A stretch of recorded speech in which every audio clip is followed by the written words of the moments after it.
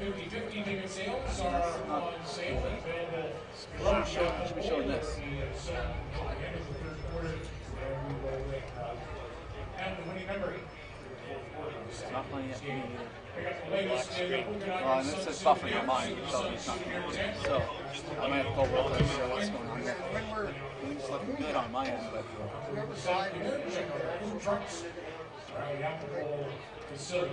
Yeah. I'm going to call it. Oh, there we go. We're live. Took a long time. Okay. And then we got whoever's got to follow that hands it off. You get a key on the guy that gets the ball. If he throws it to the left, it's going to follow It's that. still showing nothing on mine. I can. You might even be able to Behind it. your Right. I think the problem was last time, like, when they fake a play and you can't remember, like, You got, like, okay, they pass it, sometimes I guess, yeah, it's good to stay wide on those. because we know we're streaming, so that's. Okay. I don't know why it's not there, but it will, right?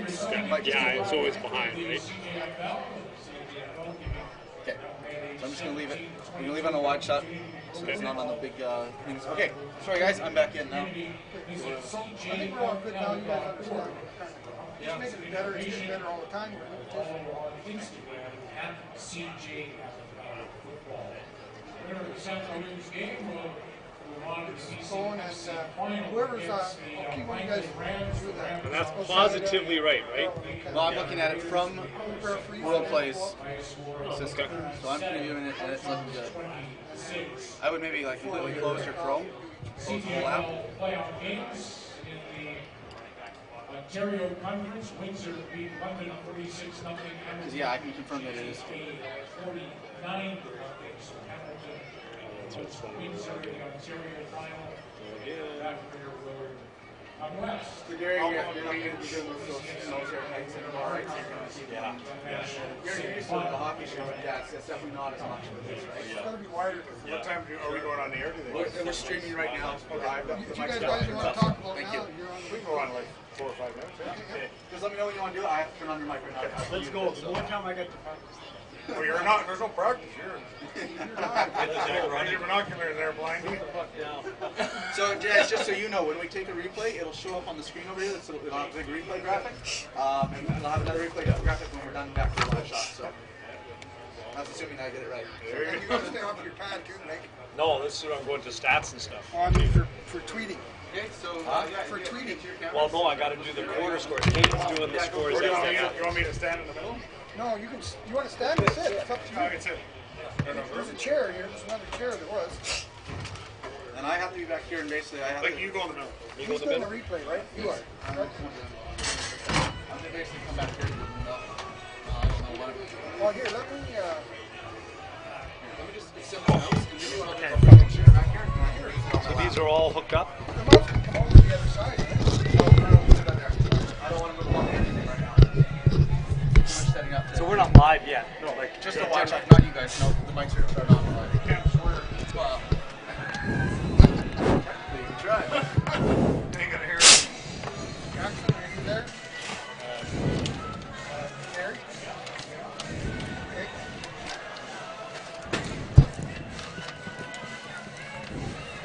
Who's sponsoring this one? Remax Kelowna. Remax Kelowna?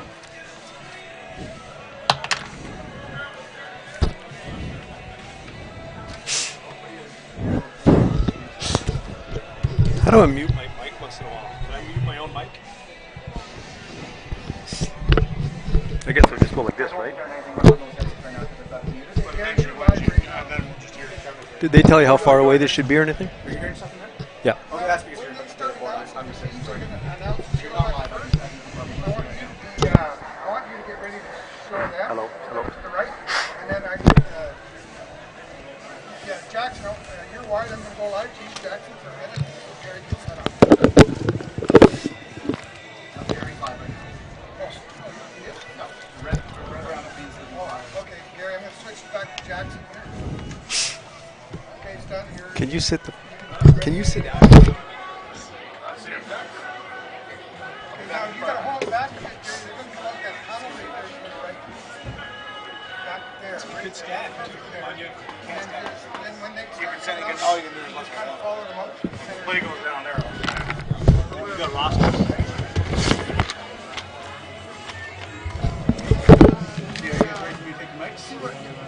They're definitely put there. Where are these? These yours? Oh, hang on. So, This being moved at all? Yeah, yeah. you want to get ready to follow the sun out on your left side of the computer? Oh, you're there already. Oh, you know what? You know, you got backwards. Now, when they do the sun, they're going to There you go. Spin down the Or I'm just getting started. There you go. Rock stay and there roll. where you're at. Until the whole. Did they How are say you? how far they should be away from the mouth or anything? Did they Yeah, give you any that's advice? Well, they did, but that's probably pretty good, right? So.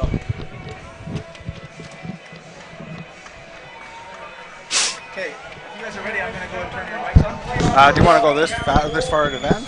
Well, we're 4 minutes away. Okay. Okay, guys, here we go. Good afternoon, football fans. I'm Tyler McLaren, joined with Blake Roberts at the Apple Bowl in Kelowna for the second of 2 BCFC semifinal games. Last night, the Langley Rams prevailed over the Vancouver Island Raiders by a score of 37-26, punching their ticket to the Cullen Cup next weekend. Obviously, this game has major implications as well, with the Huskers hoping to win their first playoff game in some time, and the Sun, with home field advantage, will host the Cullen Cup game if they prevail today. Joined by Blake Roberts, what do you think today's game will entail between these two teams and how things are going to go? You know what, Tyler? I don't know. I'm just excited. Yeah, you know what? I'm a Kelowna guy, as anybody listening knows, but what the Valley Huskers have done this year is pretty cool, and just neat to see the teams here, and it's going to be a good game. Yeah, the Huskers have turned things quite around under second-year head coach Bob Reese, coming off an 0-10 season and turning this season 2018 into a 6-4 campaign. Good for fourth in the BC Football Conference. Great day for football here, not a cloud in the sky. The field looks nice and short today, which I know some people have said it was quite long, but as soon as I came into the park today, I noticed how nice and short it was, so that could be an advantage for a pretty explosive Husker offense. The Huskers, they throw the ball so well. They've got the two receivers that everybody knows about, Brandon Poulin and Anthony Dick. But Remy Chauveau, he's the third leading receiver in the league, and nobody even talks about this kid. Yeah, the Huskers have been throwing the ball all year this year, led by, of course, 22-year-old quarterback Julian Whitnick, who came to the Huskers from the University of Manitoba. His two big targets are Anthony Dick and Brandon Poulin. But like you said, they have many weapons, including a great rookie in the backfield and Vaughn Richardson as well. So they do have a dual threat on the offensive side of the ball. For the Sun, their offense, they usually are this year they've been predominantly running team, big offensive line, stable of running backs. I expect to see a lot of ground attack today from the Okanagan Sun. Well, you're right. You said yesterday if the Sun are smart, they'll run the ball 40 times a game because that's how they're going to beat this Huskers team, I think. Ball control, obviously a big key as well. Sun defense, swarmy defense, led by the likes of Connor Richard, Tyler Goyen.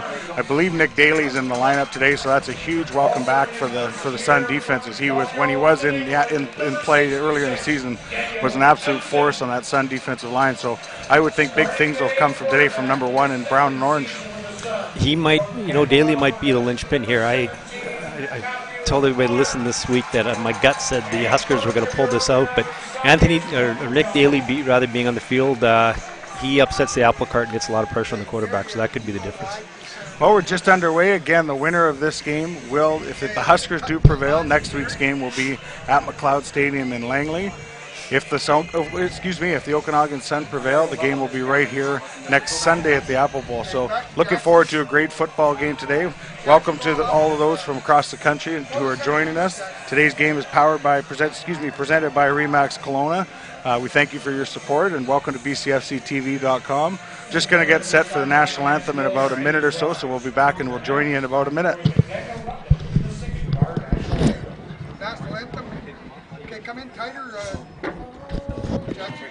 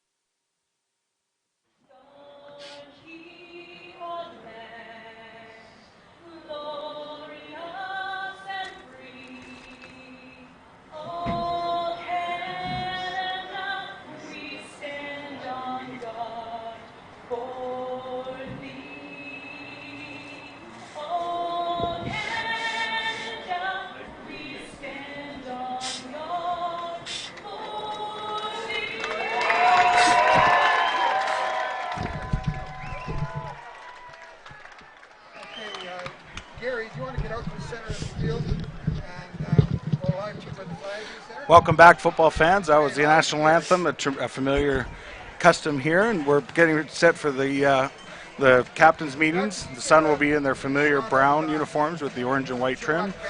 The Huskers in their familiar whites with the green, and I think there's a little bit of black in their trim. So both teams are ready to go, and the benches look excited and expect a really good football game today. The Okanagan Sun and the Children of the Corn. Did I peg that? That's actually pretty good. I think I made that up last year, I think. It's funny. Look at these two teams, and the Sun, in my mind, have all the pressure in the world. It's the Okanagan Sun, perennial powerhouse. Really, everybody expected them to be top of the heap this year. I don't know, do the Huskers have any pressure on them? Does anybody outside this organization expect them to be here? I think if Bob Reese is smart, he's probably played the whole underdog card, 4th seed, nobody expects us to do anything card, and the preaching of just the whole nobody expects us to be here, blah blah blah, and all that stuff, which is usual coach's rhetoric if you're the quote unquote underdog. But I think in a playoff game like this, I think all the underdog and favorite stuff gets thrown out the window, and these are two evenly matched football teams based on their season series split this year. I'm going to refer to my game notes that Mr. Paul Short, who was at home listening, gave us. This man is incredible, the paper he gives us. This is the third time the Sun and the Huskers have met in the playoffs. They met in 2001, 2002, and 2003, I believe. Sun won all 3 of those games. 2 of those were in the semifinal games, both at the Apple Bowl. So Sun certainly have history on their side. And he's showing me more notes, courtesy of Paul. 2000, the Sun won 43-13. Adam Eckert, there's a name from the past for the Okanagan Sun, had 2 touchdowns and 3 field goals that day. And then in 2002, the Sun also won 21-16 over the Huskers. And then in the middle of that, there was the 2001 BCFC championship game where the Sun were down big time in the 3rd quarter and came back to win that game. So a little bit of playoff history, but obviously both these teams trying to write some more. So we're going to get set for some great football action. The fans continue to file in here to the Apple Bowl. Like we mentioned, beautiful day for football. No wind, absolute perfect day for those of the prairies or in the east. You're missing out big time on this one because this weather is absolutely perfect for playoff football. I'm from Winnipeg. I can without doubt say it's a nice place to be from. And looking at things here, it looks like the Sun will be receiving the opening kickoff, so they will be going from our left to our right. The Huskers will be kicking off, and we'll be going from our right to the left. So, getting set for the kickoff today. Okay. Brandon Ihanza back for the Sun, and I think that's... Oh, the old guy's eyes are... Come on, Tyler, you're younger than me. Wait to see if we can get it. I think that's Malcolm Miller back there. Yeah, it looks like number 18, Malcolm Miller, back deep for the Sun as well. We're almost set for kickoff.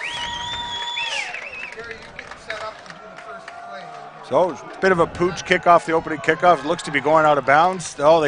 Big mistake there by the Okanagan Sun returner. That ball was definitely going to go out of bounds. Instead of just letting it go out of bounds, he decided to catch it and then took 2 steps out of bounds. So, bit of a mistake. We can't get a number because it was right in front of the Okanagan Sun bench, but a bit of a costly mistake as the Sun could have had better field position on the opening kickoff. Yeah, I thought that was number 26. My eye said, but there's no 26 on the roster, so there might be numbers switched up. So, but it's one of those things, nerves, right? But the coaches will clean that up as they appear to be doing as we speak, and the Sun will scrimmage 1st and 10 on their own 30-yard line. Mahler's in at quarterback with 3 receivers to his left and 2 to his right, 1 running back behind him. Hands the ball off straight up the middle. Looks like Kelton Curry brought down immediately. Good tackle there by the Huskers as they swarm. Looks like Kelton Curry, number 38, on the opening handoff for a minimal gain, maybe a gain of 2 or 3 on the play. I think that was Matthew Beaudry that made the tackle linebacker for the Huskers. To no surprise, the Sun start with the running game. I suspect the Huskers will see a steady diet of number 38, Kelton Curry. So we will see what happens with that as we progress here today. 2nd and about 7 for the Sun on their own 32-yard line. Again, Mahler in the shotgun. 3 receivers to his left, 2 to his right. Passing situation here for the Sun. Mahler drops back to throws to his left. Has a man. Oh, it's dropped on the play. He had, it looks like, is that Isaac Wagner out there? Yeah, I think that's... Number 86, Isaac Wagner, had him there, and the ball just fell to the floor. Incomplete pass, bringing up 3rd down for the Sun. Right on the edge of his fingertips, but it was there. He should have had that ball. Yeah, those numbers are kind of hard to see, but we're in our broadcast booth up here at the Apple Bowl. But We will do our best with our good vision that we both have. Sucks getting old, doesn't it? Absolutely. So the Sun will be punting here on 3rd and 7. Look to be too many men or illegal substitution on the Huskers. This could prove costly, but the punt goes back to Brandon Poulin at his 40. Tries to go, cuts to his right. Sun tries to string him out. The speedy Poulin trying to get the corner. Finally pushed out of bound after a minimal return at about the 47-yard line. Flags all over the field. I think what they're going to be calling here is an illegal substitution or potentially too many men against the Huskers. You're pretty observant that you knew what that flag was for. Just well, like that. we might not be right yet. We'll have to wait and see as trying to count the white jerseys as they head to the sidelines, but we'll wait for head referee Sandy Baines to confirm the call. It looked like either an illegal substitution or potentially after the gates were closed by the officials, or they had too many men. If you're following us on Twitter, let us know where you're from. I'm going to try to take a notepad. Oh, hang on, wait for the referees.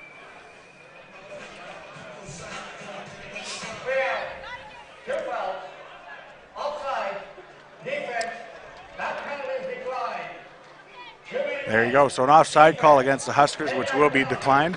And like I thought, too many men against the Huskers. Costly penalty for the Huskers as they were going to get their offense on the field. Now it'll be first down for the Okanagan Sun.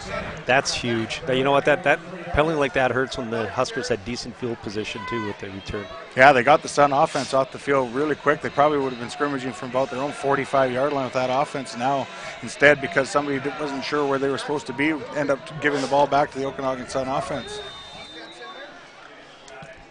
So it'll be 1st and 10 Sun on their own 43-yard line. Mahler again in the shotgun. Hands the ball up to Curry, straight up the hole there. Good cut there as he gets into Husker territory. Breaking free, he's in the open field. Will he be caught? All the way down to the 30, the 20, the 10, the 5. Touchdown, Okanagan Sun. What a run by Kelton Curry as he scampers about 45 yards for an Okanagan Sun touchdown, the opening score of the game. And football is a game of inches, as they say, and inches just bit the Valley Huskers. Yeah, good start for the Sun as Curry made a couple good cuts, but he had to shake about 1 or 2 tackles before he scampered in the open field and was able to get away from the chasing Husker defenders. Good start for the Sun offense, and they strike first and now lead 6-0 with the extra point coming. Look at the replay there. He just read his blocks really well. There was nothing spectacular. It was just textbook.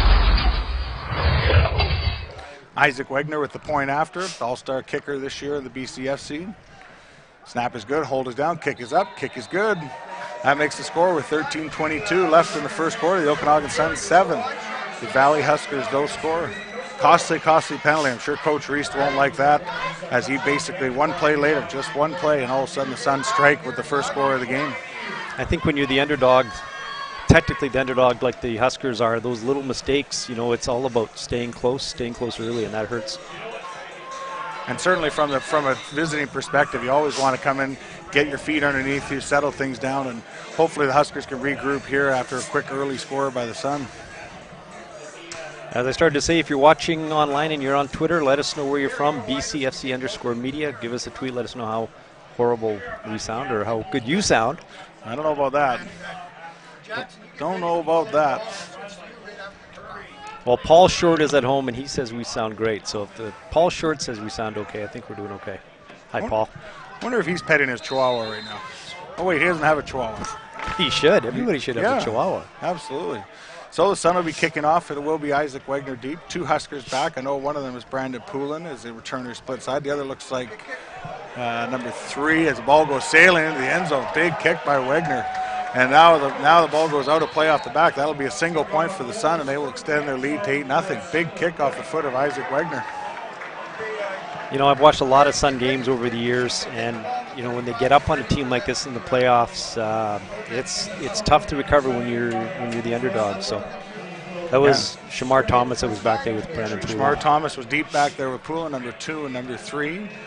So the Huskers, like I say, they just have to settle down. They got their offense on the field now. We'll see what Julian Winnick, the 22-year-old from Winnipeg, Manitoba, we'll see what he can do today in this Husker offense. I think for them, they need to get a good first drive underneath them, change the field position if they can, and just get some confidence with a couple first downs. So Winnick will be in the shotgun. He's got 3 receivers to his right, 2 to his left. Drops back to pass, looks over, look to his right, throws to his right, ball is incomplete. Looking in the direction of number 7, I believe that is, on the far side of the field for Nathan Denoyer, but falls incomplete as that one just sailed to the ground, incomplete. Second down for the Huskers. Yeah, it was a long throw to make from one hash mark to the other. So don't see on looking at the Sun defense. I don't see Nick Daly starting out there. I know he's in uniform, but I don't see him in the starting group. So maybe he might be used sparingly today. So 2nd and 10, Huskers, passing situation here. Blitz coming from the Sun. Whitnick drops back, throws the ball again out to his right-hand side. Good throw. Wow, ball was incomplete. I thought he was able to come down to it. Good throw by Whitnick, but it will be incomplete, bringing up 3rd down, and the Huskers punt team will come to the field. That would have been a really nice catch. He had his hands on it. Good effort. It's nice to see Dick on the field, though. That would have really hurt if they didn't have him dressed today. Yeah, both Anthony Dick and Brandon Poulin, the 2 top receivers for the Huskers, are in the lineup and on the field today. Late substitution here for the Sun as Austin Daisy comes on the field. Short kick, though, by the Huskers. Bounces down to about the Okanagan 43-yard line, dances his way up to about the 50, down at about the 52-yard line. That was number 21 for the Okanagan Sun, Brandon Ahanza with the return. Great field position again for the Sun. This is a huge defensive stand here for the Huskers. They've got to turn the Sun back. Yeah, momentum. You got to think, even though we're only 3 minutes into this game here, the Huskers need to stand here. Last thing they want to be doing is falling down against this Sun defense by more than 2 scores or 10-0 or 14-0 score. That would not be the start they were looking for on the road. So Mahler back in a quarterback in the shotgun formation. Got 4 receivers to his left and 1 to his right. 1 running back behind him, barks the signals. Blitz looks to be coming by the Huskers, hands the ball straight up the middle, cuts a hole again. Big gain on the play. Looks like Malcolm Miller down deep into Husker territory and finally dragged down to the 40-yard line. Good gain on the play of about 19 for the Sun as they continue to run straight at that Husker defense. They're doing exactly what you said they had to do, run the ball, and that's demoralizing to a team when you run the ball down a throat. Yeah, Huskers came with the blitz there, and that's the problem when you do blitz. If you can get past that first level, all of a sudden you're into the secondary, and there's nobody to bring them down other than DBs and obviously the safety. So good gain for the Sun on 1st down. Now it'll be 1st and 10 on their own 40-yard line, looking to expand on their 8-0 lead. Mahler in the shotgun again, this time 4 receivers to his right. Play action, Mahler keeps it himself, now roll is out. Pass complete to, looks like Isaac Wegner. No, sorry, he's going backwards now, coming back across the field, trying to get some blocks. Finally brought down, short gain, a lot of happening on that play after a gain of about 5 as it kind of went right then left, and all that, and it was about a 4-yard gain. That one was a weird one to watch. The Husker that came in to make the tackle gave him a block backwards about 5 yards instead, and it was different. Yeah, I like the play call there. The little run pass option is all of a sudden the quarterback read the defensive end. He crashed down, and Dan Mahler was able to pull it and get the corner quite easily. So it'll be 2nd, and we'll call it 6 on the play. Passing situation likely here for the Sun, but we will see on 2nd and 6. Snap is good. Fake play action pass, looking down the middle of the seam, trying in the direction number 21. Ball is incomplete as it falls into the end zone. As Mahler was looking for number 21, Brandon Ahanza, but it falls incomplete, bringing up 3rd down. Good coverage by Josh Robinson there. He was right, step and step. See what the Sun, I would imagine they would punt the ball here. I think this is a little bit out of Isaac Wegner range, but I would be punting and playing the field position game, as it would probably be about a 46-yard field goal. So the Sun look to be going to punt and hopefully pin the Husker defense, or pin the Huskers deep on offense. You know, if the Huskers can get back out to the 20-yard line, I think they'll take it after giving up field position already. Good snap, kick down to the left. Wegner trying to angle it to the corner. Pretty good job there on the far side of the field. Ball looks to have gone out of bounds around the 10-yard line. The Huskers, maybe 9-yard line. The Huskers will be scrimmaging 1st and 10 deep in their own end zone, or deep in their own end. Wegner places the ball so well. I know there was a lot of talk between him and Nick Hunchak, who should have been the all-star punter, but it's a lot about placement, isn't it? He was a couple yards short of Hunchak, but he places the ball so well. Yeah, in the Canadian game, that is huge for the punters, and a necessity tool that they must all have is being able to place the ball in the big field. So 1st and 10, Huskers. Whitnick in the offense, back on the field. He's in the shotgun. Jet sweep, play action pass. Didn't hand the ball off there. Tried to keep, or he did keep it, but tackled right away for no gain. Tried to do a little jet sweep to Poulin, but that didn't fool the Sun defense, and Whitnick was brought down for maybe a loss of 1 or 2 on the play. It's like they were in their playbook. They knew exactly what they were doing. Yeah, the jet sweep to Poulin's an effective play because of his speed, but the Sun played that very well and sniffed it out, and now it'll be 2nd and 12 for the Huskers. Again, no sign of Nick Daly yet on the field for the Sun. He is dressed, but not in action yet. Blitz looks to be coming from the Sun. Whitnick drops back, throws the ball to his right. It's caught, tackled immediately after about a 3 or 4 yard gain by Austin Daisy. Good tackle there by number 44. And once again, the Husker punt team will be coming on the field, likely in a take a knee situation, given conceding the safety. Yeah, and you hate to see that. Those 2 points add up, don't they? Yeah, we saw last field week. position game for the Huskers, and I would be surprised if they put the foot to the ball, but we will watch to see what Coach Reese select to do. Well, they're kind of in a catch-22, right? 2 points or... Well, they are going to kick the ball, so it does kick the ball. The good field position coming for the Sun. Hansa lets the ball drop, now picks it up at around the 50-yard line, makes a cut, breaks a couple of tackles, flags all over the field, and Hansa's probably brought down, still on his feet sort of, and now brought down at about the 45-yard line, but I suspect forward progress to be around the 43. Flag there is usually a blocking from behind. Should be a penalty against the Sun, a holding or the illegal block variety. So the Sun will probably scrimmaging probably close to around midfield. This exchange is going to work out as good as the Huskers can hope for. At least it tilts the field backwards a little bit for the Sun, right? Yeah, field position. If you joined us last night, big key in the Langley Rams' big victory over the Vancouver Island Raiders is they played ping pong a little while, and the kicking of Javon Katoy and Nick Hanchuk certainly played a role in that game. 2 penalties against the Sun. That's huge. So probably a block from the back and maybe a hold. So Sandy Baines just conferring with the Huskers to see what they want to do here. In that situation, it's probably a case where one of them is going to get declined and one of them is going to be accepted. So otherwise, they would have marched it off. One would assume. Don't assume anything in this world. No, Tyler. you can't know assume. that.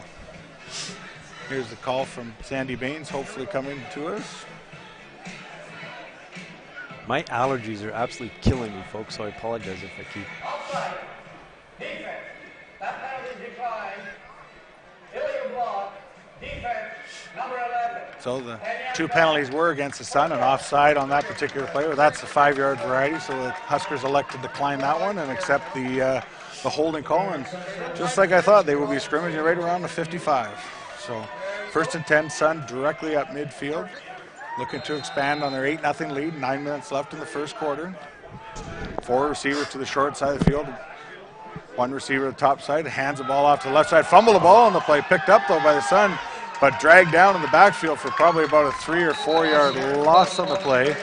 Bit of a miscommunication and handoff between Mahler, and I'm going to see who that is. It wasn't Kelton Curry in the backfield. I think that was number 32, Jesse Owankwa, with the ball, with the reception or with the handoff, but a little bit of a miscue there in the backfield, bringing up a loss for the Sun.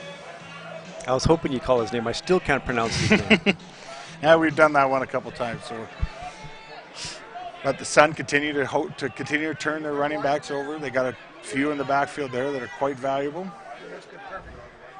Passing situation here for the Sun. Mahler in the shotgun again. Drops back to throw. Looks to his left. Now comes back to the right. Has him at.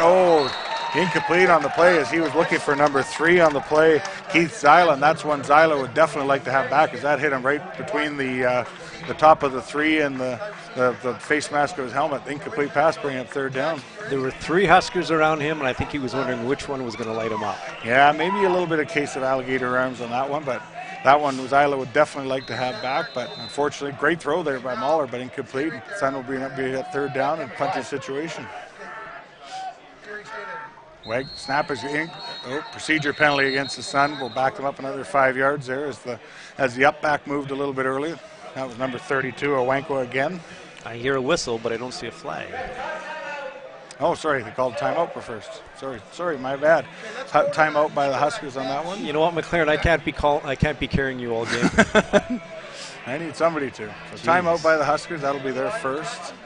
Didn't look to be any man short or man too many men or plus or minus. So maybe just now somebody comes on the field, number 22 for the Huskers. So might have had a man short, as I see a lot of people on the Husker bench pointing and counting, making sure they're 12 on the field. Once again, thank you for joining us at BCFCTV.com, presented by Remax Kelowna. I hope you're enjoying today's game. If you tuned in last night, that was certainly a good one in Langley as the Rams prevailed 37-26, punching their way to the Cullen Cup. Some receiving performances in that game that you won't see very Whoa, often. terrible snap on the play. Wegner in big trouble and brought down on his own. Oh, I'm sorry, picked up by the son of Wenko. Trying to get free, trying to get some yards, does get a bunch of them back, but we'll be short of the first down. The Huskers will take over on the 50, but there is a flag on the play. We'll wait to sort that one out. Bad snap there by the son, and Wegner got himself in trouble. Wenko made a great play to pick that one up and get what yards he could, but he was obviously stopped well short of the first down. So the Huskers will take over pending what this flag is. It's really, and Ben McCauley's calling it against the Huskers. Not that the head coach gets to make the call, but usually they hear something. Costly penalty there again. Still be a third down, but now we'll move it up 5 yards. The Huskers could have had great field position there, scrimmaging inside the Okanagan 50-yard line. Now the Sun will have another chance to punt the ball again and pin the Huskers deep. Another costly penalty that might hurt the Huskers. Boy, what could have been on that play as well if there was no penalty and if the tackle had been made on the fumble where the Huskers could be. Better snap here. Wegner puts his foot to the ball, kicks the ball to the right. Poulin catches it about his own 13-yard line, cuts to his left. Good downfield tackle there by the Okanagan Sun. Trying to see a number on it as he makes his way to the sidelines. I know it's a single digit. We'll try and get a number on that. It was a great downfield tackle. It looks like number 8 for the Sun. Kyan Ashani with a great downfield tackle for the Sun special team unit. Pretty sure that was a color job. I was supposed to be watching numbers there for you, wasn't I? You are supposed to be. Jeez, I'm slipping. So the Huskers will scrimmage again now. 1st and 10 on their own 20-yard line. Whitnick in the shotgun. Haven't tried to get the rushing game going. Drops back, short pass, looking in the direction of Anthony Dick. Nice. Cuts inside, gets up around the 50, 55, 50. Fumbles the ball. The Sun looked to have jumped on it around their own 48-yard line. Big play by the Huskers goes to no avail as Anthony Dick coughed the ball up in Okanagan Sun territory, and the Sun will take over. Boy, mistakes, you can't make you can't do that when you're the road team in the playoffs. Yeah, you just watched this first. I mean, we're only basically halfway through the first quarter, and I don't know if it's nerves or what the situation is, but a couple costly penalties by the Valley Huskers, and there just in case Dick makes a huge play, cuts inside, breaks in the open field, and then unfortunately for the Husker fans and Husker organization, coughs the ball up, giving the Sun the ball back. And the play call was textbook. So 1st and 10, Sun will take over. Good field position here at their 47-yard line. Mahler in the shotgun, Curry behind him, hands the ball off. Bell, miscommunication there again. Bad handoff there, and Mahler's dropped down at his own 40-yard line. That's the problem when you try and do the run-pass option exchanges. Sometimes the quarterback wants to pull it, but the running back is going through trying to take the ball, and another miscommunication or miss handoff with the Sun and the quarterback and running back. And Mahler's had an up and down year this year as the backup coming in, and there's times he's looked so capable, and other times he looks like a young quarterback overthinking. So big loss there. Good play by the Husker defense to make sure they get in and tackle the Sun quarterback as he picked the ball up there. That will bring up probably about another penalty on the play. Procedure against the Sun, that'll probably be declined. Bringing up 2nd and we'll call it 15, it looks like, from our vantage point. If you're the Huskers, I think you're probably just saying, guys, let's just settle down, get this game going, be under control, and play football. Passing situation here for the Sun here. Mahler looks around. 3 receivers to his left, 2 to his right. Barks his signals. Looks to his right, now comes back to the left, throws the ball down the middle of the field. Good coverage. Good throw there, but incomplete as the Huskers had 2 defenders on the play. Looking for, looks like Ashani again on the play, but that one fell incomplete. Huskers had good cover there, and there was 2 defenders in the vicinity. Riley Simpson was there, and I think that was Josh Robinson, right? Step-by-step, good coverage. Good cover there. Husker defense hold, which is exactly what they need to do. Sun getting to the line quick, trying to catch the Huskers with too many men. Now we'll be punting the ball. Wegner back again. Low snap in his feet again. Wegner does a good job to pick the ball up, kicks the ball down the middle of the field. Poulin forced to retreat all the way back. This will be bouncing down. Going to go to about the goal line where Poulin picks it up, tries to cut, find some room, but he is brought down really quickly right around his own 5-yard lines. The Sun special teams unit, again, quick downfield, corralling the speedy Poulin. You know, I looked at the stats head-to-head these games this year, these two teams. The Sun have about an 11-yard net punting average better than the Huskers, and you're already seeing it in the first quarter. Yeah, field position has been huge. Obviously, here we haven't even had to look down to our broadcast left, as most of the play has been on the Husker side of midfield. Well, Huskers are defensively. They're doing what they have to do to give their team a short field. It's just bobbled balls and just mistakes.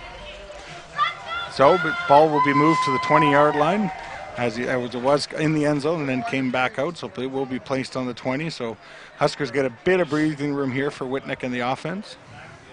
Whitnick barks his signals. Passing situation here. Looks to swing it to the left. Now throws the ball down the middle of the field. Bit of miscommunication there as Poulin and Dick were in the vicinity. Both receivers kind of stopped and the ball seemed to float right over both their heads. So maybe a bit of miscommunication between the quarterback and the receivers, bringing up second down. Pass intended there was for the JDS Energy and Mining logo. Yes, that was exactly where it was landing. Blatant advertising for the Sun sponsor there, but we slipped that in. Yeah, we thank JDS for their continued support. 2nd and 10 now for the Huskers here. Whitnick passing situation, just need a couple first downs to get out of the shadows of their own goalpost. Draw play on the play, hands off, I believe, to Vaughn Richardson. It's going to be brought down after about a 2 or 3 yard short gain on the play, but the Huskers trying to get the running game going, handing it off to Richardson, but bringing up 3rd down, and they will be punting again. I like that call. I mean, the running game's gotten a little bit better every week, and they got a good running back there and catch the Sun off guard. Now the Huskers trying to catch the Sun, napping a little bit here. Snap is there. Short kick, kind of out the side of the foot there, and the Sun will get very good field position as it bounces out of bounds at about the Husker 51-yard line. Really good field position for the Okanagan Sun offense. We do have a flag on the far side of the field, so we will check that out and see if the Sun can keep this good field position or not. Captain obvious, but the Huskers need a turnover here. Yeah, you got the feeling they need some kind of big momentum swing in their favor. I think this penalty might be going against the Sun. Judging by where it was thrown, we'll wait to another conference by the officials here as they're trying to figure out. We'll get the head referee here, Sandy Baines, with the call.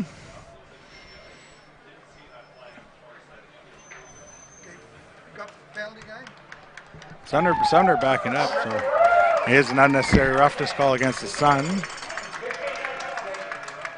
Didn't get the number there from our referee microphone, but we do know it is a 15-yard penalty, so that will take the Sun back to about their own 44-yard line. So that does hurt their field position, as that's a 15-yard penalty that Coach Ben McCauley may not like. The Huskers are getting some breaks with penalties. Not that they're not good penalties and turnovers. Now they've got to make something happen. You got to take advantage of these. You only get so many chances in a football game. 1st and 10, Sun on their own 44. Handoff up the middle again, up right into the teeth of that Husker defense. Good flow there and good fill by the Husker defense, minimizing the gain to probably about 4 or 5 on the play. We'll get a number on look like Malcolm Miller, number 18 for the Sun with the handoff there.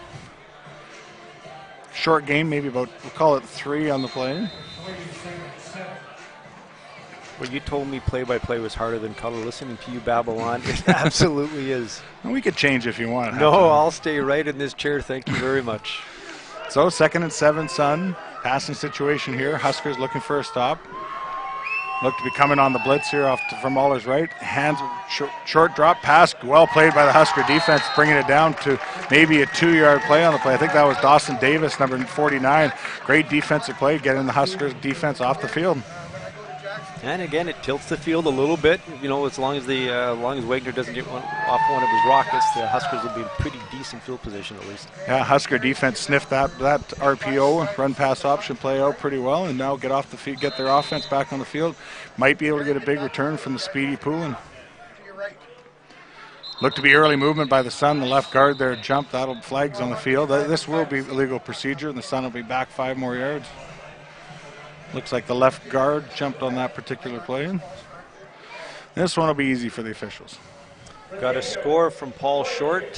Thank you, Mr. Short. Halftime in Saskatoon, the Hilltops are up 26-5 over the Winnipeg Rifles. And in Edmonton, the Regina Thunder are up 12-3 late in the first half.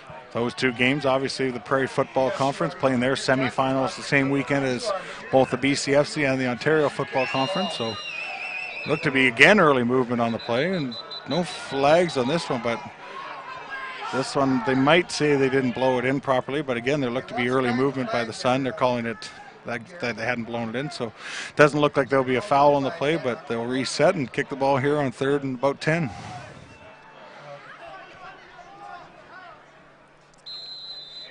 Now the play will be blown in here, and Wagner looking for a big boot. Poulin back by himself to return for the Huskers. Snap once again, very low. Ball, almost blocked on the play by the Huskers. That would have been huge. Kick is down to about the 35-yard line, picked up by Poulin. No yards on the play, so he'll get 5 extra yards. So the Huskers probably will be scrimmaging past the 40-yard line after the no yards call will be applied. With these snaps, a couple times Wagner's been either getting the ball down to his feet or it's bouncing to him. So that's something to note for people, that there might be some issues or maybe a backup long snapper or something in there, because snaps so far have not been great for Isaac Wagner. Am I allowed to question officials from this high up in the broadcast? No, they still might be listening to us. So. Well, my question is, it was a right call. There was no yards, but the referee from the far side of the field. Yes. The referee that was 2 yards away doesn't call it. And I don't know. Yeah, that one they're probably going to, unless we're wrong on the call, but I'm assuming it's going to be a no yards against the Sun. If that wasn't no yards, they should look into what 5 yards is. No yards. Kicking team, 5 yards. We got tripping. Tripping call against the Huskers and a no yards penalty against the Sun. So Huskers will keep the ball. Field position is not going to be as good, as the no yards call was only the 5-yard variety, so they will actually go back, looks like 5 yards or so. So they will scrimmage again. They got a little breathing room from their own goalpost, and now they will be scrimmaging from their own 30-yard line. You're going to Gary Life. Lots of flags in the early going here, so not sure if that's nerves or just people making mishaps. But at least there are flags that we can see they were penalties. It's the ones that you wonder what they were for that drive me nuts. Whitnick, quick pass out to Poulin, a little hitch play, trying to make a couple guys miss. Good gain for Poulin on the play, as he probably picks up about 5 on the play, positive yards. Sun played it pretty well, bringing down Poulin, as he's a tough little guy to bring down. Tough little guy to bring down, and one of the most entertaining to follow on social media. It's always fun watching that kind of stuff. I get a kick out of that kid. He'll always tell you what's happening in junior football. He's fun to follow. So 2nd and 5, Huskers looking for, I believe, might even be their first down of the game. Whitnick, blitz looks to be coming from the Sun. Whitnick looks to his right, throws to his right, incomplete as he threw it in the neighborhood of Anthony Dick. But once again, the Sun defense holding. The Huskers will be bringing out their punt team on 3rd down. They're giving good coverage or good protection to Dick. It's not that he doesn't have a decent amount of time to throw the ball.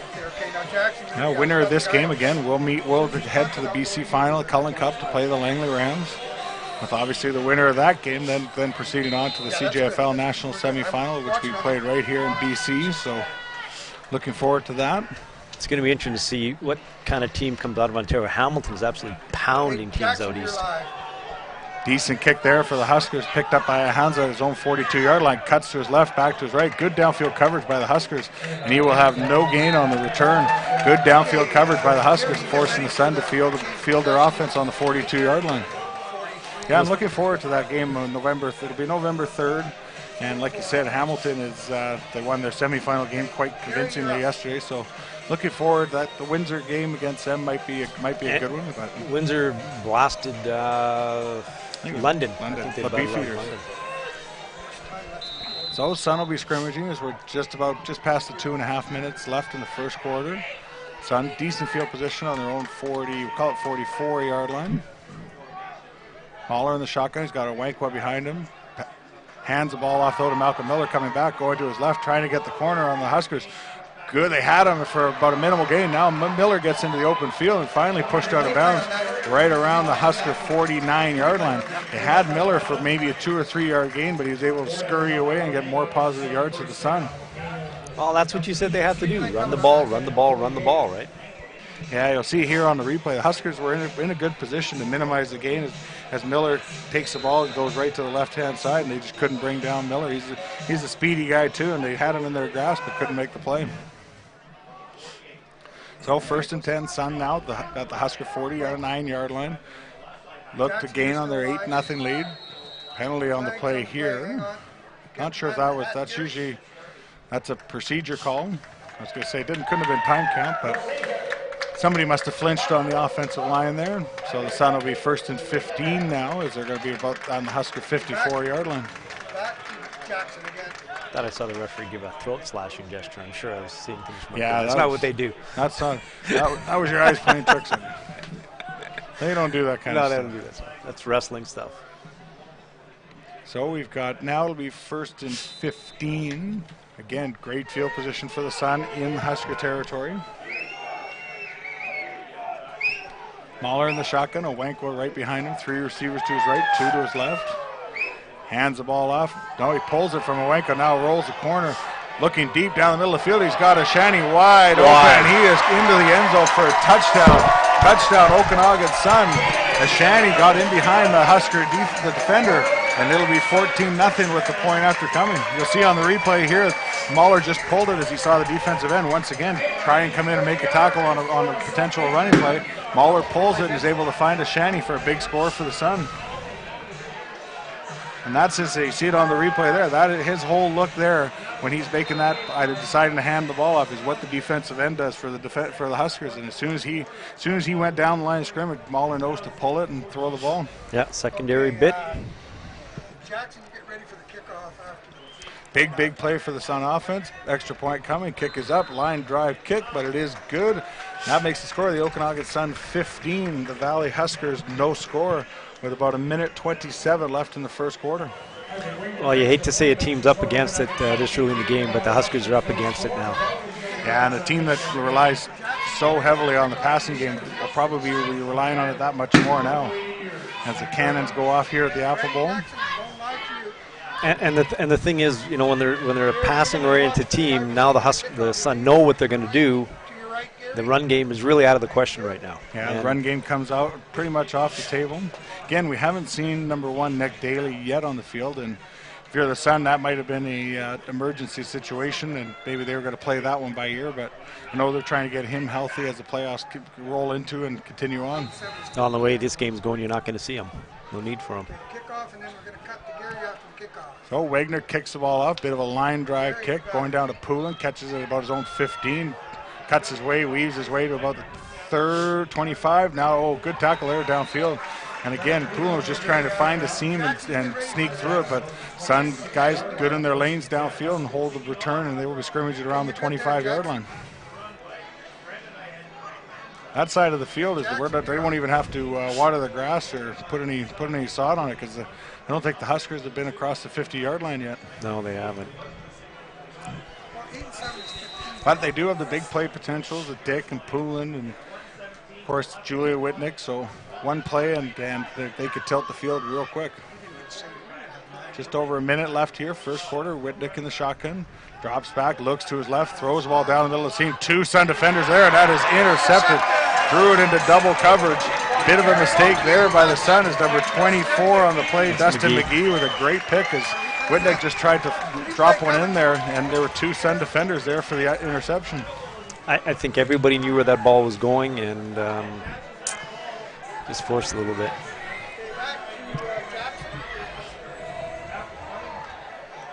Big mistake again here by the Huskers, and now the Sun once again might be smelling blood here as they'll scrimmage on the Husker 40, call it the 44-yard line.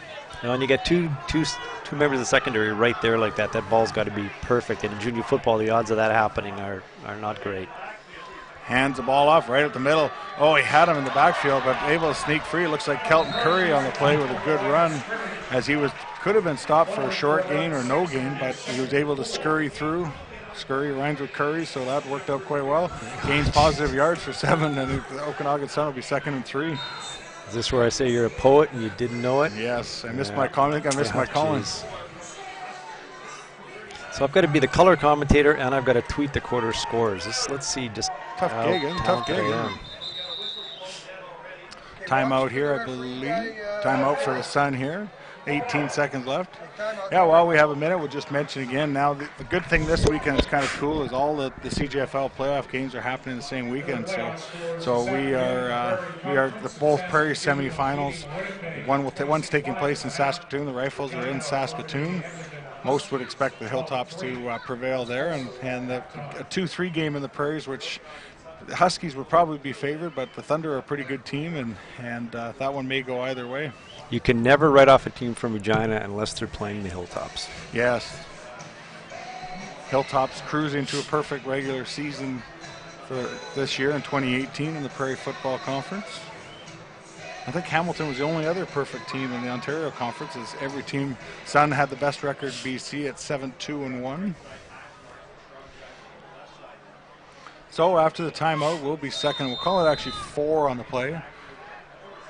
Running situation probably here for the Sun. 4 receivers to the short side of the field, 1 to the wide side. Got the ISO at the top if they so choose to take it, but instead bumps into him in the backfield. Curry trying to find some running room. Huskers play it well again. Now he breaks free, cuts back to his right, trying to get in the open field. Great run by Kelton Curry as he's finally dragged down the 20-yard line. Once again, the Huskers were in a good position to stop him short of the first down potentially, but Curry was able to make a great play on the final play of the first quarter for the Sun. So that's the score at the end of the first quarter. The Okanagan Sun 15, the Valley Huskers no score. They'll switch sides and we'll get going for the second quarter. Once again, thank you for joining us on BCFCTV.com. Presented by Remax Kelowna. Hope you're enjoying today's broadcast wherever you're tuning in from. I know somebody is tuning in from Tennessee. Connor Richard's dad, I believe it is. His nickname is actually Tennessee. Did you know that? I believe the Tennessee Titans were playing in London this morning. So. Yeah, and I didn't get my pick in. I didn't get my last one in the pool because I forgot they were playing early. So this will be the last play of the first quarter. As there's one left. Fumble. Oh, fumble on the play. Picked up by the Huskers. That might be a turning point they need, as there was one last play in this quarter with a fumble by the Sun, and the Huskers will pick up the ball with short return, but they will start the second quarter at about their 20-yard line. That might be a turnover they can use to build some momentum. That was a huge break that the Huskers needed, because if the Sun had scored there, I think we'd turn this broadcast off and go home. I don't think we could do that, but people love listening to us too much. Yeah, the people at home might turn it off. No, we hope you don't. So, but no, that's a definite break by the Huskers. They needed that, and they need to just get their offense going. Just get a couple first downs, and I think at this point, that's what they're looking for. A couple first downs, change the field position, and then hope to get a couple breaks. While we're switching sides, Paul Short says Tyler and Blake's Jay and Dan. We could do that. Okay. Jay's the tall guy, right? Jay's the tall guy. I'll be the tall guy. Trust me, this will be my last game. I was going to say Beavis and Butthead, but that might be more accurate.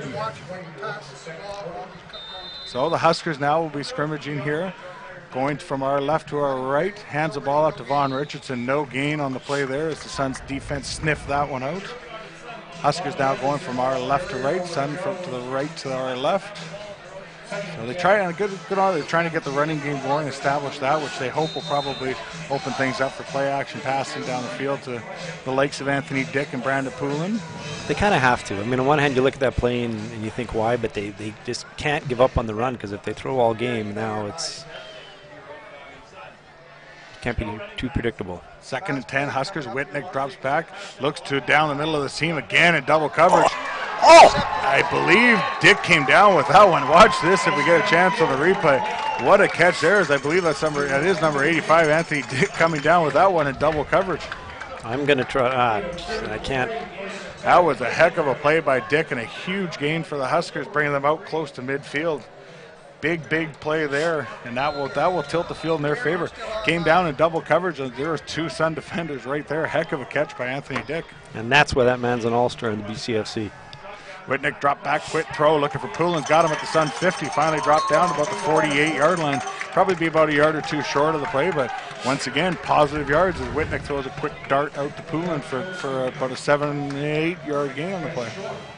That's what they need to do. Those quick passes, Whitnick has done that all year. Just set his feet, throw the ball, and get the ball in his playmaker's hands. Yep. I'll actually call it 9 on the play, so 2nd and short. Huskers now into Sun territory at the 48-yard line. Should be a running situation here, but we'll see what they do. Whitnick in the shotgun, high snap, does bring it down, gets it to Vaughn Richardson, cuts down, brought down, looked to fumble the ball. Big turnover there, unless they're going to call him down. No, they are going to give the ball. I haven't seen a signal yet, but the Suns seem to be celebrating, and now they will be pointed out. Will be Okanagan Sun ball. Costly mistake by Vaughn Richardson, as he easily had the first down for the Huskers. That is a big mistake, and the Huskers turned the ball over. You know, I'm a neutral observer of this one, but I said everybody's kind of looking at Chilliwack and going, wow, wouldn't it be cool for them to do something special? And the chances are there. They're just shooting themselves in the foot. Yeah, early penalties by the Huskers and now turnovers like that. You think about the big play by Dick in the first quarter where he turned the ball over, and I get those are part of the game, but that's two big turnovers by the Huskers and giving the Sun relatively good field position now at their own 45-yard line. Mahler's in the shotgun, Curry right behind him. Hands the ball up, Curry. Nope. Play action pass. Mahler drops back, looking down the seam for Brandon Ahanza. Good cover on the play by Josh Robinson as he was running stride for stride with him. Play action pass there from Mahler looking for Ahanza, but it will be incomplete, bringing up second down. That was a great coverage by Josh Robinson. Yeah, he didn't bite on the play. Unlike us, he didn't bite on the play. I didn't bite on it. No, you were I right. knew exactly what was happening there. Absolutely. So that's the beauty of having that running game that the Sun have, is they are able to have some trickery because you have to respect the running game, so when they do pull it and pass it can fool even the broadcasters. Didn't fool me. I told you. Oh, come on. So 2nd and 10 after the incomplete pass. Mahler, passing situation here. This time he pulls it again. Well played by the Huskers there. Throws the ball out to Ashani. He's going to be that's Keith Zyla on the play. He looks to have gained about 5, but well played by the Husker defense. The Sun punt team will be coming to the field. You know what? I'm going to sound like a bit of a homer here for the Huskers, but you got to admire the way this defense is playing. They've been on the field an awful lot this game, and they are just bending, but they're not breaking. Yeah, you're right, Homer. I thought you were an Okanagan Sun guy. Well, no, I haven't been to a practice in 2 years. I know. Huskers look to be coming with the pressure. Wagner does get away. What a punt. Great kick as he angles this to the sidelines. Good boom there. We'll see where the referee puts his foot down. Bit of an altercation. Tyler Goyne involved with a couple of Huskers there, but nothing comes of that, and the Sun will be taking over. Looks to be about the 29-yard line. Good kick there. And just a bit of a message here to Langrams head coach Howie's there, and if you don't stop texting me rude messages, we're giving you $15 back and not letting you watch the football game anymore. Maybe celebrating a Chicago Bear victory. Last time I checked, they were up on the Patriots. So hopefully I haven't checked lately, but I'm torn. I don't know who I hate more, the Patriots or any other NFC North team in the Vikings. Yeah, that's a tough one. The Cowboys are probably at the top of my list in that department. And the guy just talking right now is a Patriots fan, just so everybody knows. Hands the ball off. Richardson, good cut, good fill though by the Sun defense. Richardson plows his way for probably about a gain of 5 on the play. Good run there by Richardson as he looked to have a little bit of pep in his step after the fumble on the last series for the Huskers. That kid's a good running back. He's going to be an all-star in this league. Yeah, the rookie standout for the Huskers. The Vonster, as the play-by-play in Chilliwack call him. The Vonster. Yeah, that's good. I think we need to come up with nicknames. We'll work on that one. Yeah. So good gain there by the Huskers, 2nd and 5. Trying to get some field position back in their favor. Looked to be early movement there. Throwing in the direction of, it's intercepted again. Ty Kitzman, now he slipped, so he'll be down. Penalty flags on the play as Kitzman slipped at his own 43-yard line. I believe this is offside against the Husker receiver, if my eyes are correct. As the receivers look to be past the line of scrimmage, but we'll wait to see what the flag is after the Kitzman interception. It's funny, I called interception, but I didn't think it was going to be Kitzman. I thought it was going to be the corner that made that. We'll see what the call is. I thought a Husker receiver jumped on the play, but there hasn't been any. The Husker offense is still on the field, so maybe I'm wrong. It's offside against the Sun. It is off the Okanagan Sun, so I thought the receiver hit the line a little early, but that's a break for the Valley Huskers after the Kitzman interception. Now the Huskers will move up. That'll be a first down now, and they'll be scrimmaging just past their 40-yard line. Big break for the Huskers. Now they got to make them pay. Well, easy to say, but if they can chew up about 6 minutes on this clock and come away with a touchdown here, they're in good shape heading to halftime. But there's a lot that's going to have to happen between now and then. So 1st and 10, early movement there. Procedure call will be coming against the Huskers. That'll back them up to about their 35-yard line. So see Nick Daly now on the field there as he is on the field pointing in the Husker backfield. Back to Gary. I think the receivers from the Huskers knew they were offside before the referees did. Yeah, They started slowing down, and then the flags went up. They knew what was happening. So 1st and 15 here. Again, Huskers looking for their first points of the game. Just under 10-20 left in the second quarter. 15-0 for the Okanagan Sun.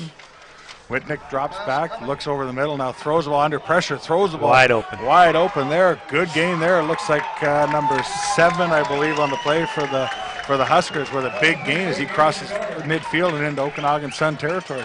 Nathan Desnoyer. Gains about 14 or 15 on the play. Big connection there from Whitnick to Denoyer in the first down for the Huskers in Sun territory. 24, 1st and 10 to Sun 51. Back to Gary. Clock is under 10 minutes now, second quarter. Huskers looking for their first points into Okanagan Sun territory. 1st and 10 on their own 51-yard line. Whitnick barks the signals. Hands the ball up to Vaughn Richardson, straight up the middle. Sun defense sniffed that out right away. Minimal gain, maybe back to the line of scrimmage or a short loss on the play. Well played by the Okanagan Sun defense. Yeah, they didn't fool anybody. Again, I like the fact they're sticking with it. Lots of time left in this game and still a 2-score game. So keeping with the running game is probably not a bad idea at this point if you can. And hopefully they can generate some points and chew some clock. Well, even just a couple first downs, right? At least, and that's the thing, more clock time and gives the Sun less time to work with when they get the ball back. Whitnick in the shotgun, 2nd and 10 we'll call it. Looks to his left, throws to his left. He's got Vaughn Richardson out of the backfield, makes a move, cuts to his left. Finally banged out of bounds after about a 14-yard gain down to the Okanagan Sun 37-yard line. Big play as Richardson just sneaks out of the backfield, and Whitnick was able to check it down to him for a big gain for the Huskers. Really nice play and calling by the Huskers here.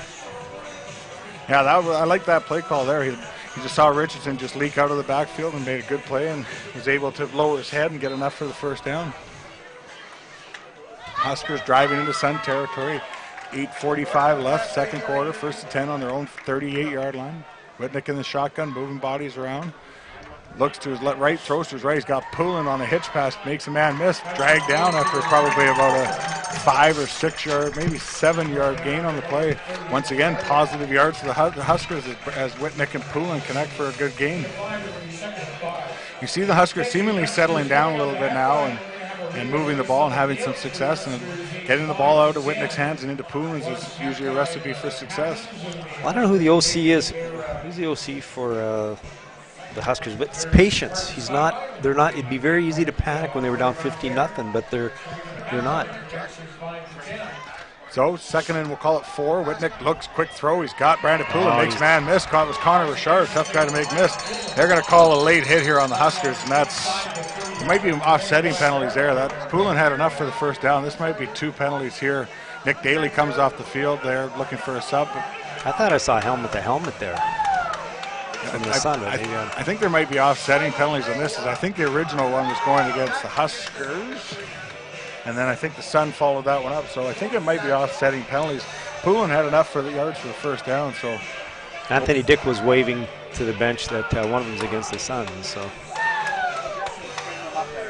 I think they're going to be offsetting. We'll wait to see what we get here as both head coaches stare, waiting for the calls. Unnecessary roughness. Nick Daly takes unnecessary roughness. Wow. Sorry, my apologies, folks. There was 2 against the Okanagan Sun. Looks like 2 URs against the Sun. I saw helmet to helmet. Wow, that definitely changes the field position as they move the ball 30 yards down the field, and now the Huskers will be knocking on the doorstep looking to get in the end zone. Again, exactly what they need here, hoping to get on the board here and cut this to a 1-score game.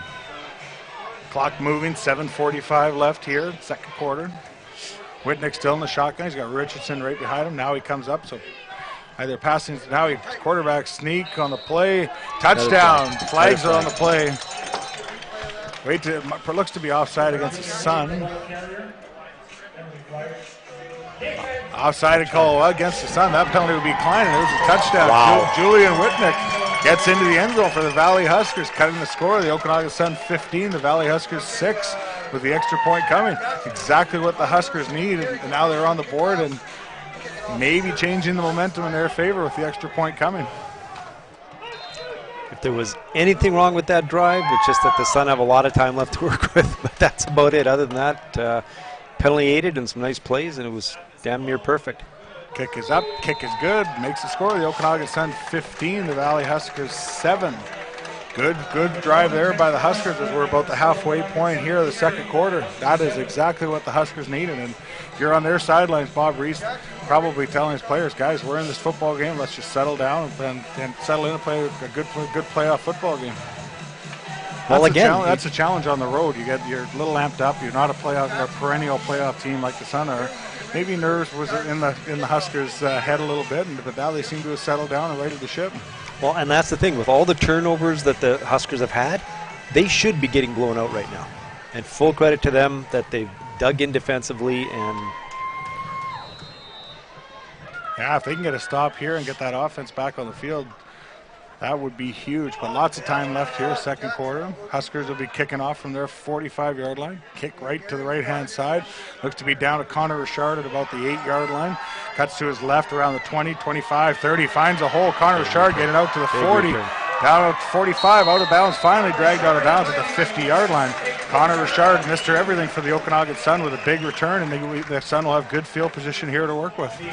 A real nice return by Connor Richard, one of the best defensive players, best all-around players in the conference, one of the best players in the country. Yeah, Connor's had a big year for the Sun, and returns obviously highlighted. The return game is 400-plus yards return, and of course all those block kicks, setting records in the BCFC in that regard as well. I've got, no, hang on, sorry. So 1st and 10 Sun after the good return by Richard at their own 53-yard line. Hands the ball off straight at the middle. That's Malcolm Miller trying to fight and get what he can. Huskers played that pretty well, but Malcolm Miller was able to sneak through and gain about 4 on the play, we'll call it. So Huskers played that pretty well, bringing down Miller, which is a tough guy to bring down in the open field. 7 minutes left, so a little bit of ball control here. The Sun come away with a field goal with 2 minutes left on the clock. Big play here. The Sun now in the Husker territory now, looking to get their offense back on the field. Second, and we'll call it 6 on the play after the 4-yard gain by Miller. Still in the backfield behind Mahler. And he's in the shotgun. Mahler drops back, flags on the play. Probably going to be a legal procedure on the play, I would assume. So that's a penalty the Sun. If it is against the Okanagan Sun, they probably won't like too much. Heads up, Howie's there and says we're supposed to stop talking while the referee's calling the penalty. Okay, good information. The last time I referred to you, Aaron, so just pipe down.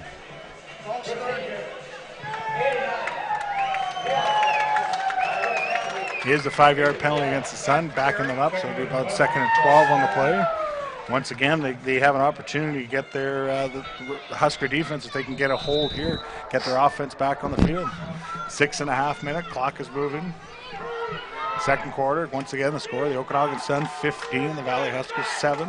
Good game here at the Apple Bowl so far. Great game at the Apple Bowl so far. Mahler's in the shotgun, Miller's right behind him. Mahler looks to his over the middle, has a man. Intercepted on the play by Josh Robinson as he gets into Okanagan Sun territory. Finally pushed out of bounds at the Sun 53-yard line.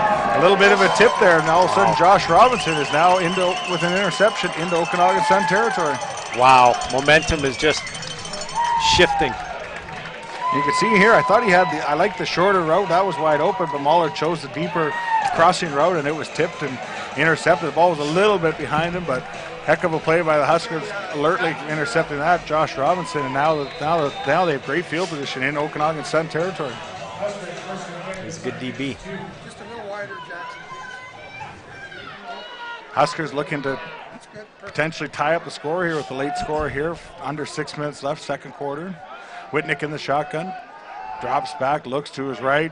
Pressure coming on him. Now Whitnick flushed out to his right-hand side, looking to get what he can. Pushed out or walks out of bounds there after no gain. Maybe back to the line of scrimmage. Whitnick couldn't find a receiver downfield. Does the smart thing, get what you can, which was not much, but at least gets back to the line of scrimmage. Maybe a gain of 1 on the play. 2nd and 9 for the Huskers. As good a quarterback as he is, he's not going to get you much running the ball.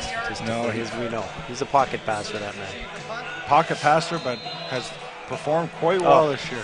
It's got just a quick release. He's, it's amazing what he's done with his team this year. So we'll call it 2nd and 9 after the 1-yard gain by Whitnick. Parks his signals in the shotgun again. Short drop, flushed out again. Now trying to find an open receiver. That was almost intercepted there. Connor Richard was in the vicinity.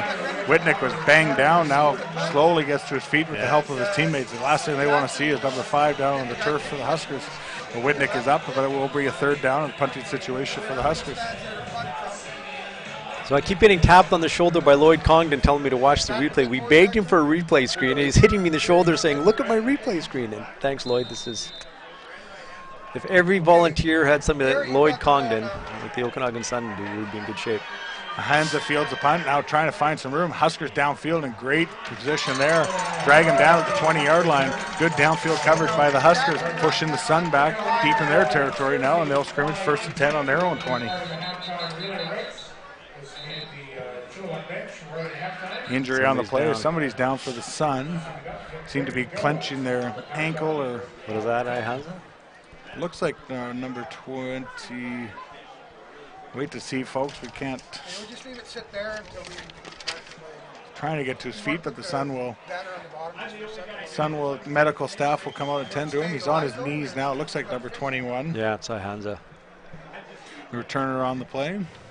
Once again, thanks for joining us on BCFCTV.com. Hope you're enjoying today's broadcast, wherever you're tuned in from.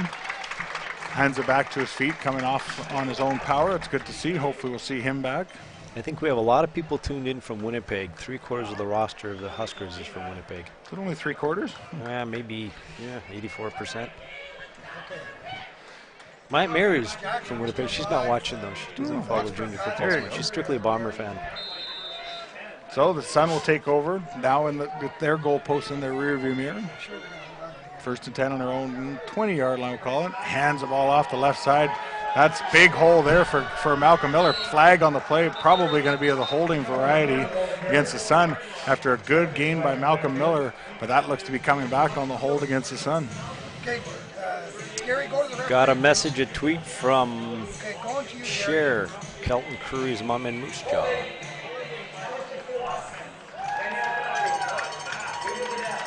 Holding penalty against the Sun, that will back them up deeper into their own end. If you ever need a hot tub move, call Kelton Curry. He moved a hot tub for me once. He's a pretty handy guy. It's the first time I met him. Entertaining fellow to listen to. He's quite the comedian. Curry's had some big runs lately. And he has. Some big ones, especially getting into open field, breaking away in the last couple of weeks. So the Sun will be 1st and now 20, back around their own 10-yard line.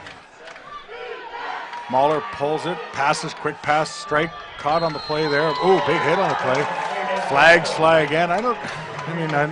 This might be a UR against the Valley Huskers, but I think if we do get a replay there, I don't know about that one. If it is a UR against the the Valley Huskers. We will see the replay here. Lloyd Congdon's replay screen. So you see he's originally dragged in here, and then they may view that as unnecessary, but it is an unnecessary roughness call. My personal opinion, not that that counts for anything, is the receiver was still moving and spinning a bit. Yeah. But we don't have our flags up here in the broadcast booth to throw, so. We should. Orange flag, just whip them on. That'd be fun.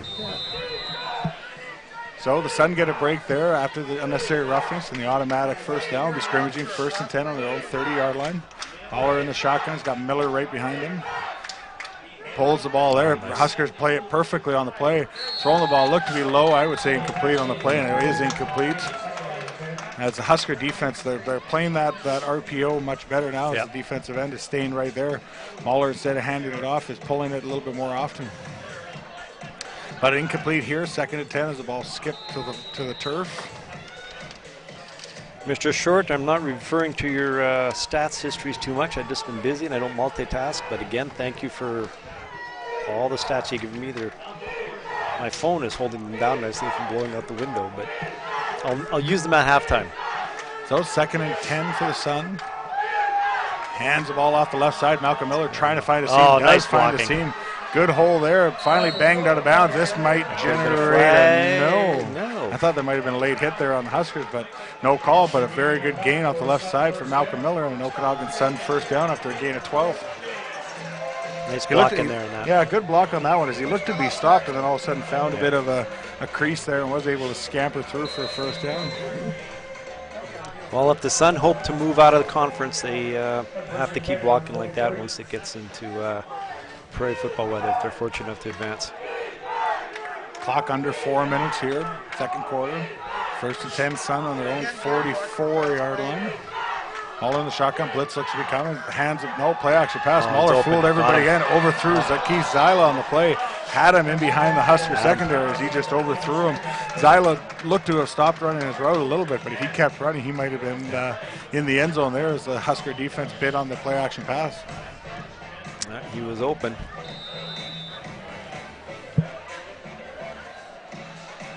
So 2nd down now, Sun. 2nd and 10. If you stop hearing Tyler McLaren talking, it's because there's a concrete ceiling right above him that's a little cushion, but one of these days he's going to stand up and knock himself out. Get a second forward. Boom. 2nd and 10, Sun on the 43-yard line. Passing situation here. Mahler drops back, looks to his left, now comes back to his right. Good coverage downfield. Flushed out to his right-hand side, sets his feet, throws a strike, complete to Malcolm Miller. That'll be another first down for the Sun as he gains about 14 on the play. Good job by Mahler extending the play and using his feet to wait for the Sun receiver to get open. Great coverage downfield, and then great pass protection gave him time to get open. Yeah, you see there, Muller has, I mean, he's not, I wouldn't say he's the most fleet-of-foot person in the world for quarterbacks, but does enough there for sure. And he can move around, and that's a benefit that he should be using. As he bought himself a little bit extra time on that particular play. And he had really good protection. They were, nobody was getting too close to him. So we're at the 3-minute warning. Once again, thank you for joining us on BCFCTV.com. Presented by Remax Kelowna. Hopefully if we get some scores from the other two football games in the Prairies and in Saskatoon, we will get those for you, and obviously in Edmonton as well. The Huskies are playing the Thunder. Come on, Paul, give us more scores, buddy.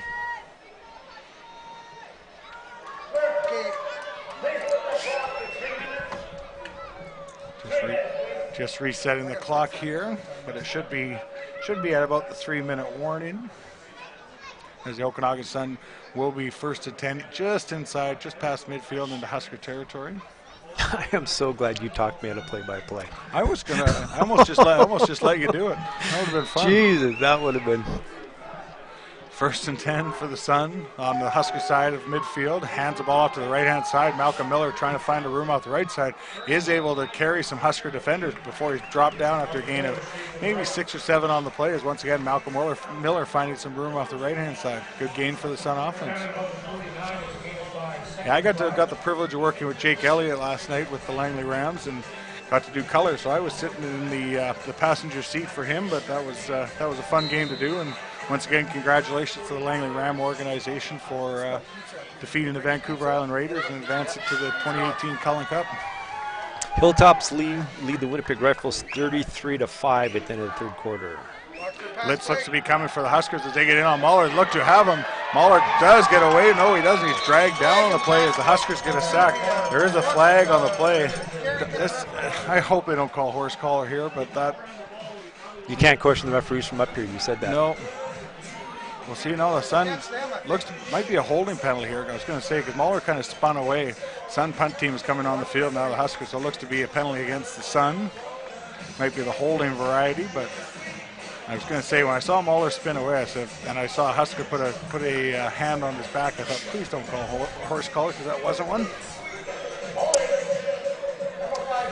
It is a holding call against the Okanagan Sun. That will be declined, bringing up 3rd down for the 3rd down in the punting situation for the Sun. Gary, you're going to be doing the kick Score out in the Prairies, Edmonton and Regina tied up at 19 after 3 quarters. Wow. After 3 quarters. Yeah. Wow. So Wagner will be punting here, 3rd and about 15. Somewhat low snap. Wagner's a good job. Bit of a shank off the side of his foot. That's a break for the Valley Huskers, but they do get the bounce. Sun get the bounce. Wagner was coming. Wagner was coming. Wagner was coming downfield, looking to pounce on that. Alertly looked at the pounce on that one, but ball goes out of bounds, and the Valley Huskers should have relatively good field position here. It looked to be around the 40, their own 44-yard line. The 1st and 10, looking to maybe get a late score here with just under 2.5 minutes left in the second quarter.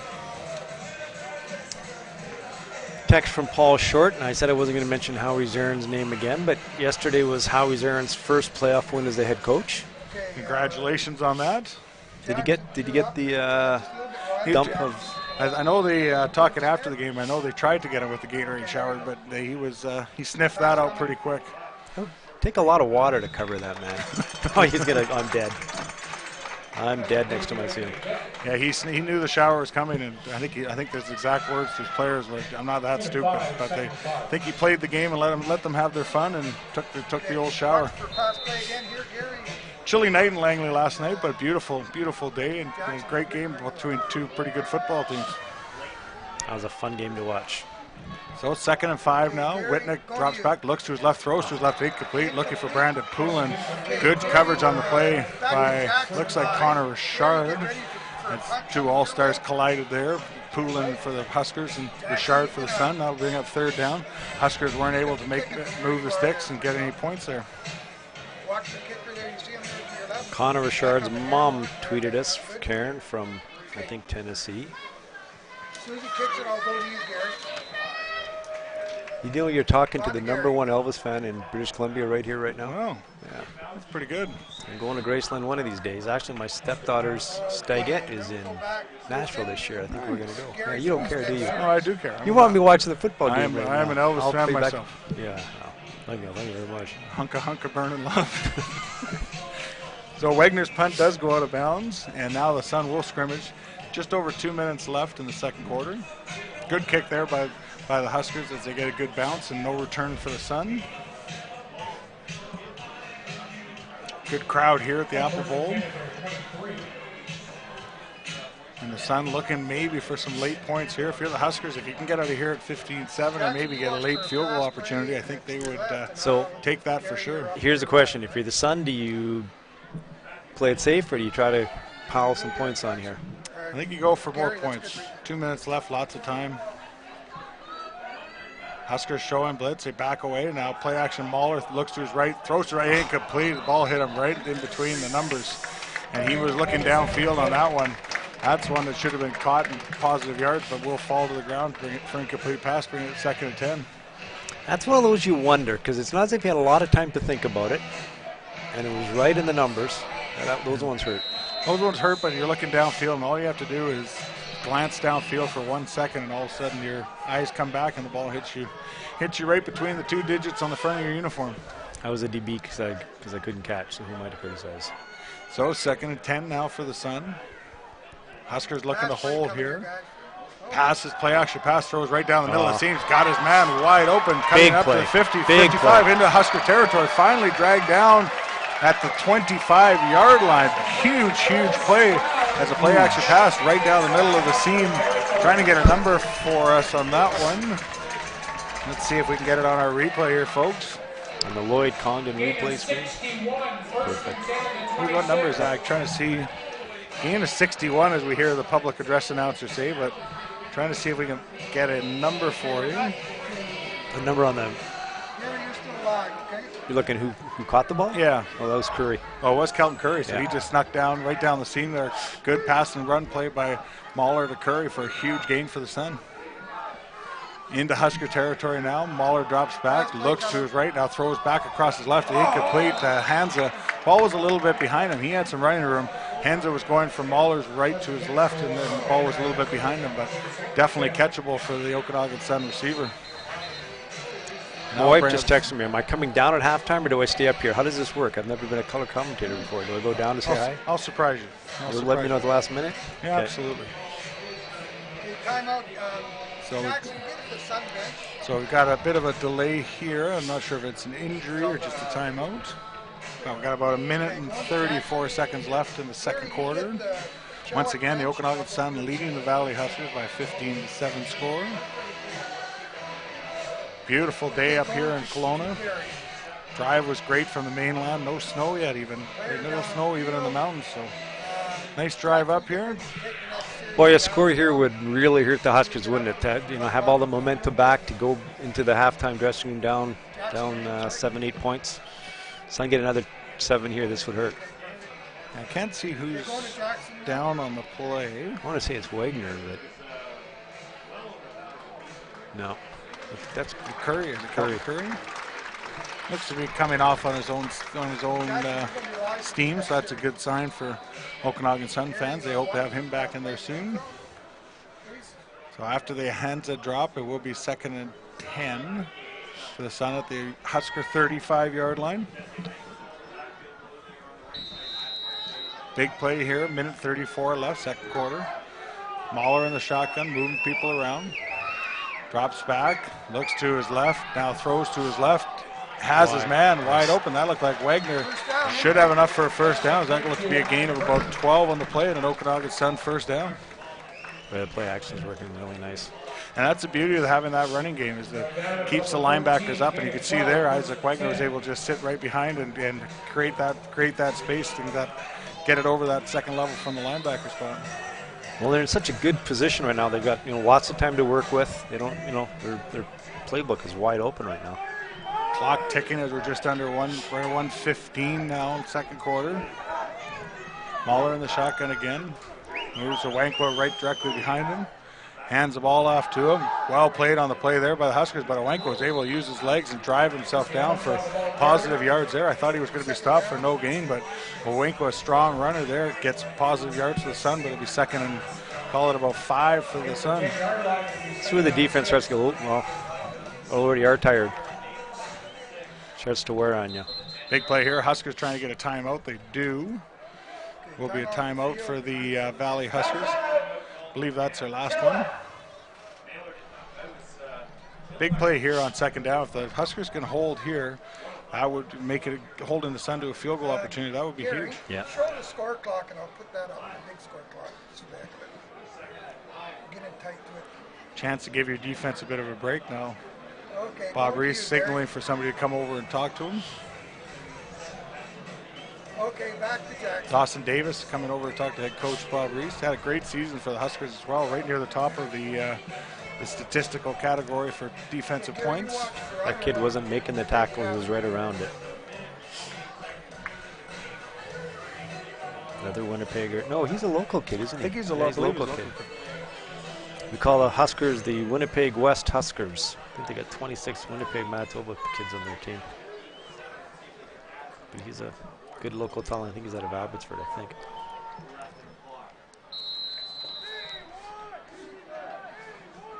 So second and we'll call it 5 for the Sun, looking to expand their 8-point lead here. Just over a minute left. Mahler hands the ball out. No, he keeps it. It's brought down for a loss. Huge Fumble on the play. We'll wait to see who. It looks like they're pointing. Oh, they're calling it Huskers. Huskers football. Big Wow. play. Mahler pulled it, but the Huskers defense sniffed that one out. Made a big stick there. And Mahler coughed the ball up, and the Huskers pounce on it. Now they will turn the ball over and go first down the other direction. Big play for the Valley Huskers, keeping it to a one-score game. As a touchdown there for the Sun would have been very costly. Huge play for the Husker defense. Yeah, well played there on the defensive end as he read that right away. Yeah. And then caught a break. He read it well and made the tackle, and then caught a break on the fumble. So it was huge play there. Now the Huskers will look to maybe, they don't have any timeouts, I don't believe, but a couple big plays here. You never know. They might be able to get in field goal range themselves. Whitnick in the shotgun, looks to throw here, drops back, throws down the middle of the seam. He's got his man, number 17.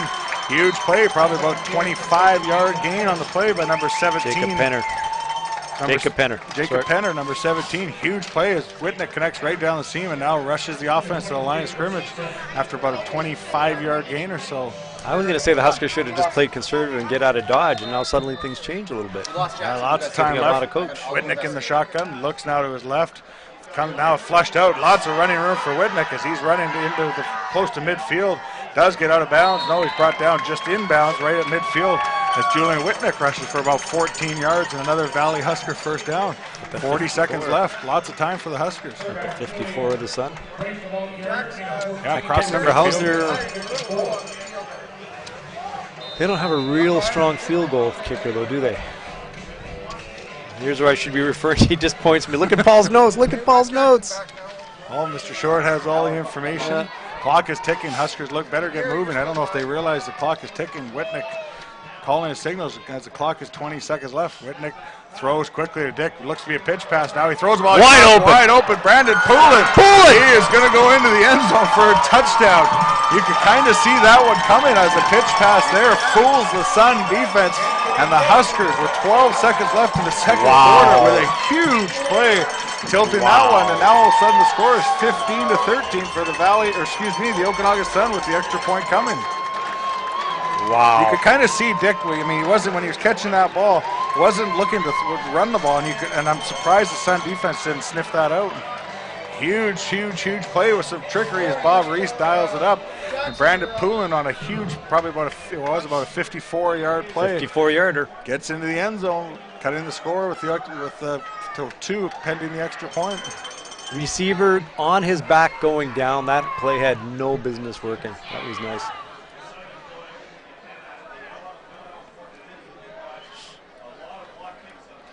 Now I think the Huskers might be a man short, so they will probably take the delay game penalty here.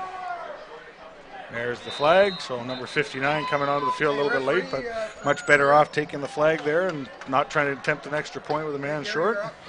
It's like the walk of shame on the football Yeah, field. that's a tough one when your field's so big, when you're running out, and everyone knows who you are, unfortunately. We're not going to call his name, though, No. although it's on the video. I think they saw it. But if you're going to make a mistake, this was a small one to make. He might have been a sub going in for an injured player, so you never know. Yeah. So the extra point coming. Snap is good, hold is down, kick is up, kick is good. That makes the score. The Okanagan Sun 15, the Valley Huskers 14 here with 12 seconds left in the second quarter.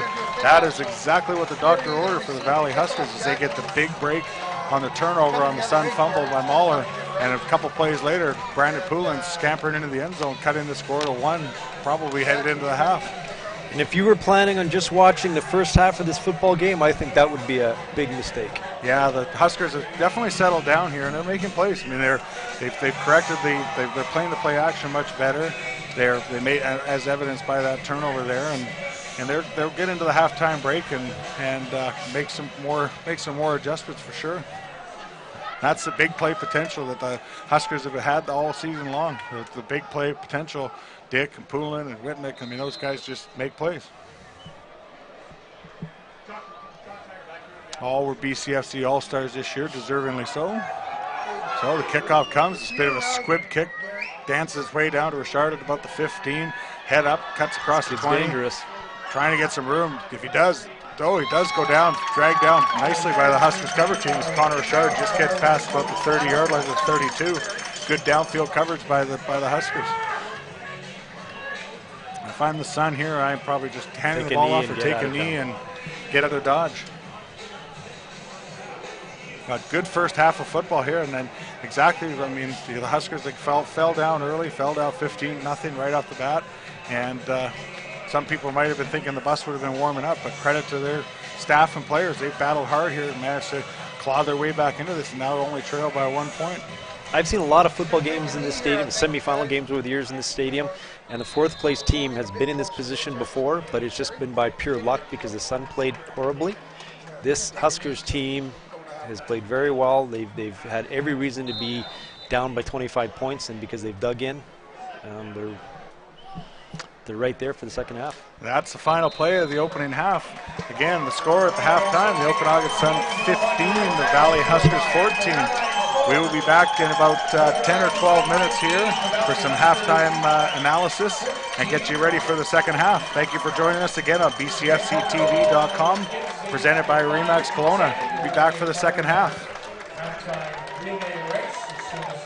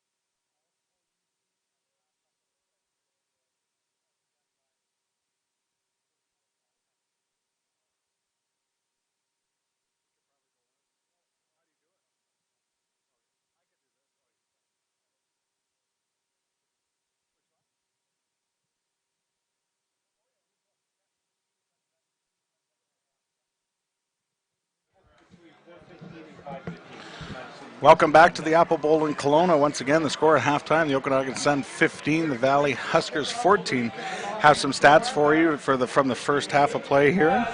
From rushing standpoint, the Okanagan Sun had 158 yards rushing to the Valley's 41.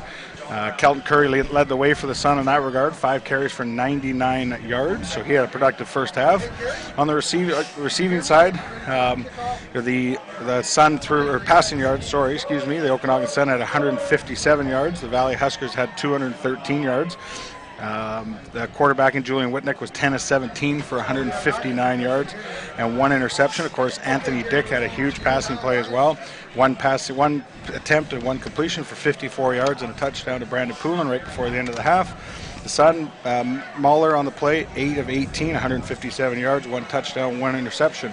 First downs in the first half, the Okanagan Sun had 11, the Valley Huskers had 9. And the penalties in the first half, the Sun had 12 penalties for 78 yards, and the Huskers had 7 for 50 yards.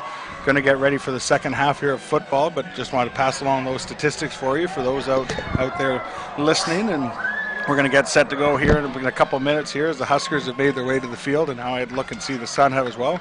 Pretty interesting first half of football, and I think the Valley Huskers, I was talking downstairs at the half, and some of their own personnel were saying they were a little nervous in the first little bit, and it kind of showed there, falling behind 15-0 early, and then kind of righting the ship and taking the score up to 15-14 at the half. So exciting for the second half. Can't wait to see what happens. What are your thoughts, Blake, on the first half in this semifinal game?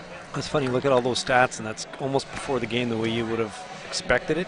One stat we don't have is the turnovers, and I'm trying to remember, and the net might have been pretty much identical, but the amount of fumbles in that first half. Yeah, you see the turnovers, and they definitely played a role in it, and the Sun capitalized on a couple of Husker turnovers early, and then all of a sudden the kind of change when the Sun turned the ball over, of course, one leading to the late score by the Huskers. So the turnover battles are huge, and these teams both know that, and that's key in this game, and I have a feeling it's going to be that way in the second half as well.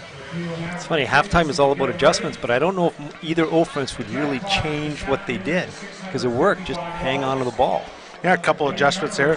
The interesting stat throughout the regular season, the Okanagan Sun, when it comes to the 10-game regular season, were plus 28 in the turnover battle, and that was tops in the BCFC. The Valley Huskers were a minus 8. So turnovers obviously play a key role in that, and the Sun leading to their first place finish. That's a 36 plus and minus difference between the Huskers and the Sun. So I'm sure that the Huskers could get a saw-off on the turnover department. They'll be quite happy with that. Well, they did, and they look at the score. It's all worked out. Yeah, we're settling in for the second half. The Huskers will be receiving the second half kickoff. The Sun will be going from our left to our right. The Huskers from our right to our left. Exciting second half of football. I'm glad you're joining us from BCFCTV.com, presented by Remax Kelowna. Thank you for joining us wherever you are tuning in from. Get set for an exciting second half of football as we're just about ready for the kickoff. Got Poulin and Thomas back to receive for the Huskers. That bounces over the head of the Husker receiver. He's got to chase it all the way back to his own goal line. Now picks it up, dragged down on the play. That's a costly mistake there, as the Huskers will be deep in their own field, deep in their own end, scrimmaging 1st and 10 on their own 5, as the ball skipped over the returner's head. I don't know if Shamar Thomas is a late addition to the roster in terms of dressing, but he's seemed a little nervous back there a couple times on returns. Yeah, I'm surprised. The Huskers do have a couple other guys that could be doing a return, that have done returns in the past. I think of a guy like Josh Robinson. I know he's done that in the past. Keegan Vickland also for the Huskers. He could do that kind of chore for the Huskers. Of course, Brandon Poulin, who's one of the best returners in the conference. Bad field position to start the third quarter for Whitnick and the Huskers on their own 5-yard line. 1st and 10. Hands the ball off the right-hand side. Sun defense sniffed that out right away. No gain at best for the Huskers. Vaughn Richardson, as he handed the ball off and went basically nowhere, bringing up second and very long for the Huskers. I think that was a search play. That was really slow developing.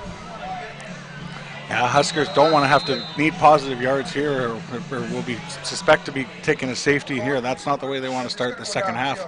Surrendering points to the Okanagan Sun. Whitnick in the shotgun again. Blitz looks to be coming from Austin Daisy. Whitnick looks to his left, throws down the middle of the field. Incomplete on the play. Ball was a little ahead of Brandon Poulin on the play, but it will be third down, and I suspect the Huskers will be giving up the safety here. If I can read Coach Reese's mind, I would be giving up the 2 points, but that bad.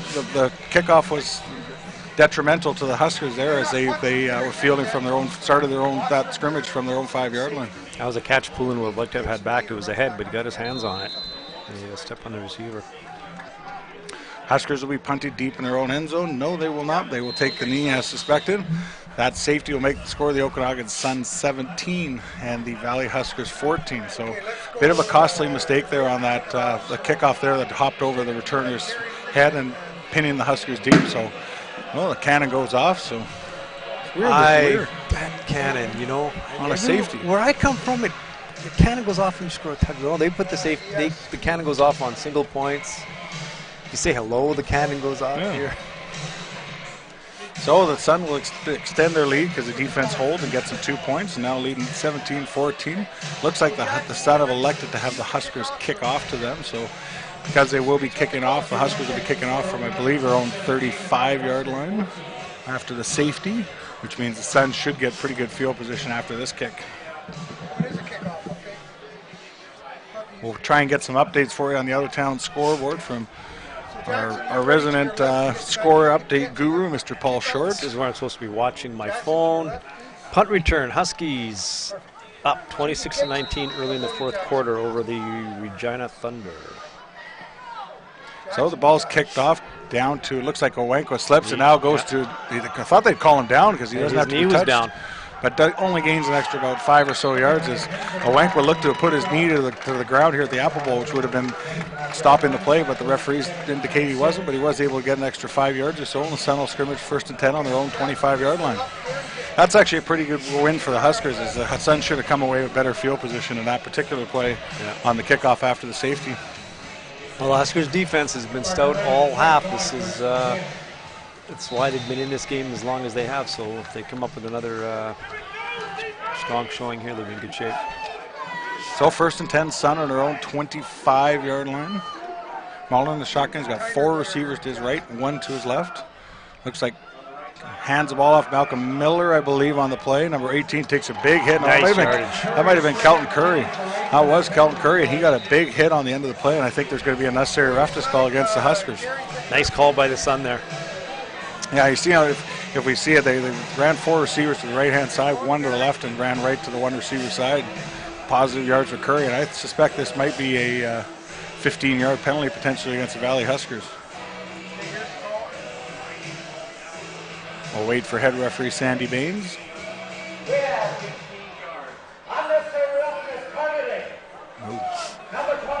That's 25, isn't it? Yep. That's a 25-yard penalty for targeting by the Huskers. So that's a 25-yard penalty. New rule instituted this year in the CJFL for targeting. So 25-yard penalty and just trying to get away from the head-to-head contact. So that will be reviewed by the league, as all targeting penalties are. When I played, it's a good rule, but when I played, you were taught to earhole somebody. Yeah, leather helmets have kind of gone away too. But the Sun will scrimmage on the 53-yard line. 1st and 10 after the penalty. Play action pass. Ooh, almost intercepted. Josh Robinson stepped right in front of Brandon Ahanza. And if he caught that, it was nothing but green grass in front of him. That was nearly a turnover interception here by Josh Robinson, but the ball was incomplete, bringing up 2nd and down.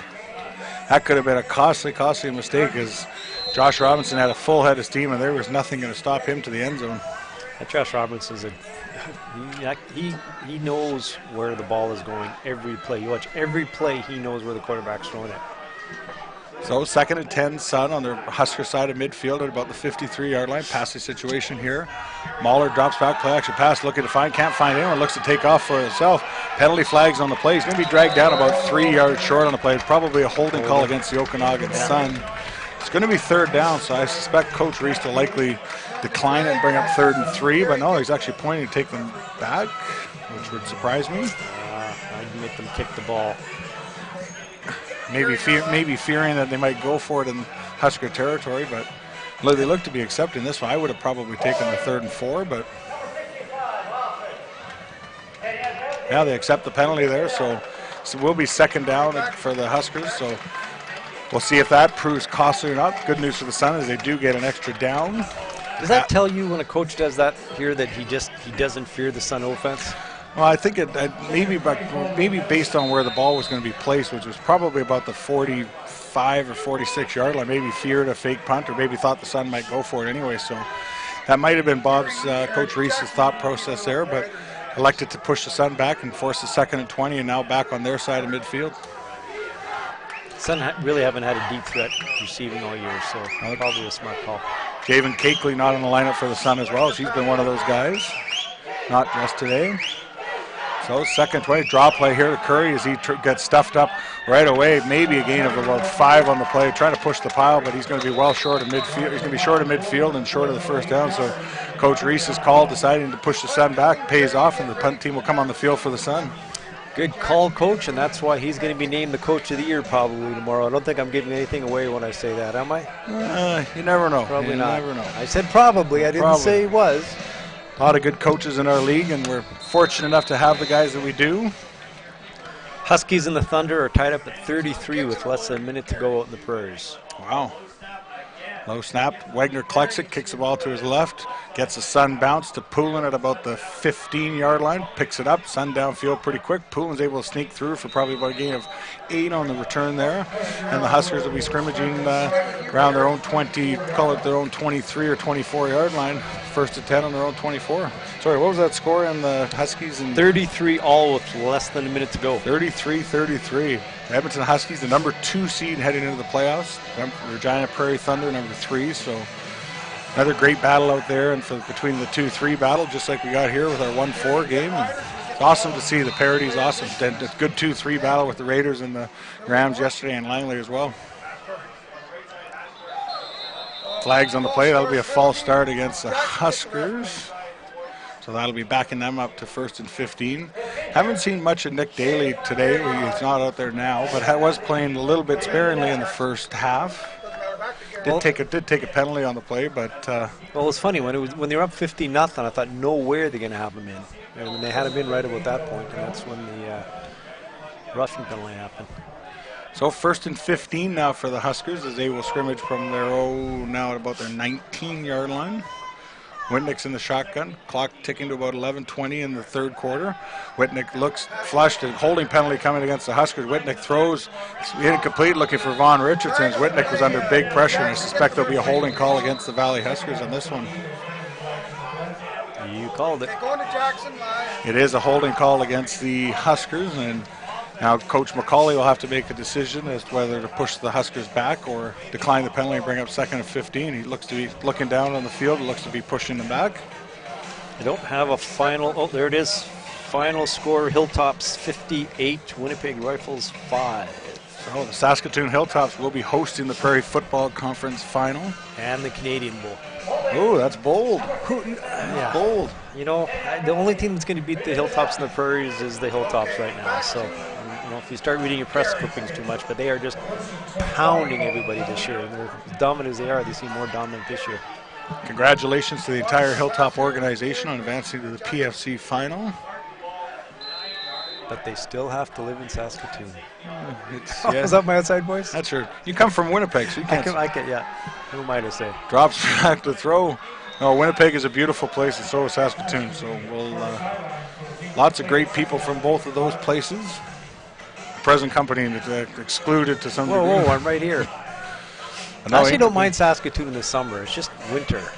My wife's daughters live there. We try to get them to move back. Their husbands want to live here in the worst way. Incomplete after the incomplete pass, 2nd in eternity for the Huskers, deep in their own territory. Looks to be 25, 2nd and 25 after the hold and the procedure call.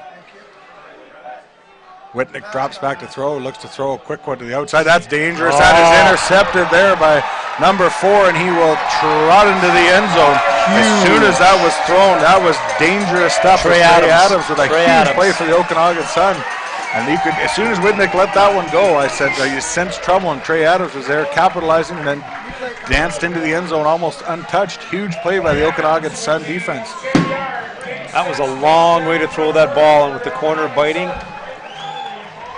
Wow, that is a tough play for the Huskers there.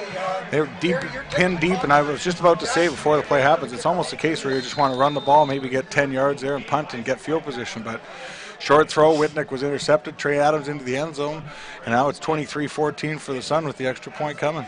You know, as good as Whitnick has been this year and as critical as he's been to the success of the Huskers, 21 interceptions this year.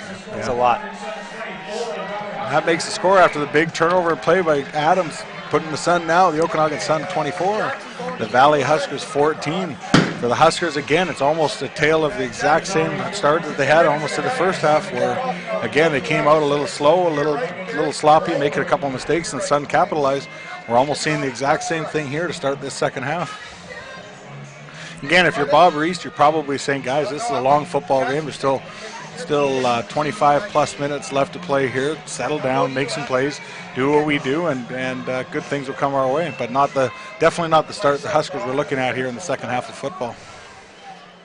It's funny, again, I don't know the turnovers, how many times they fumbled the ball today, but if they leave this park with a loss, they're going to look back and go, wow, we had these guys.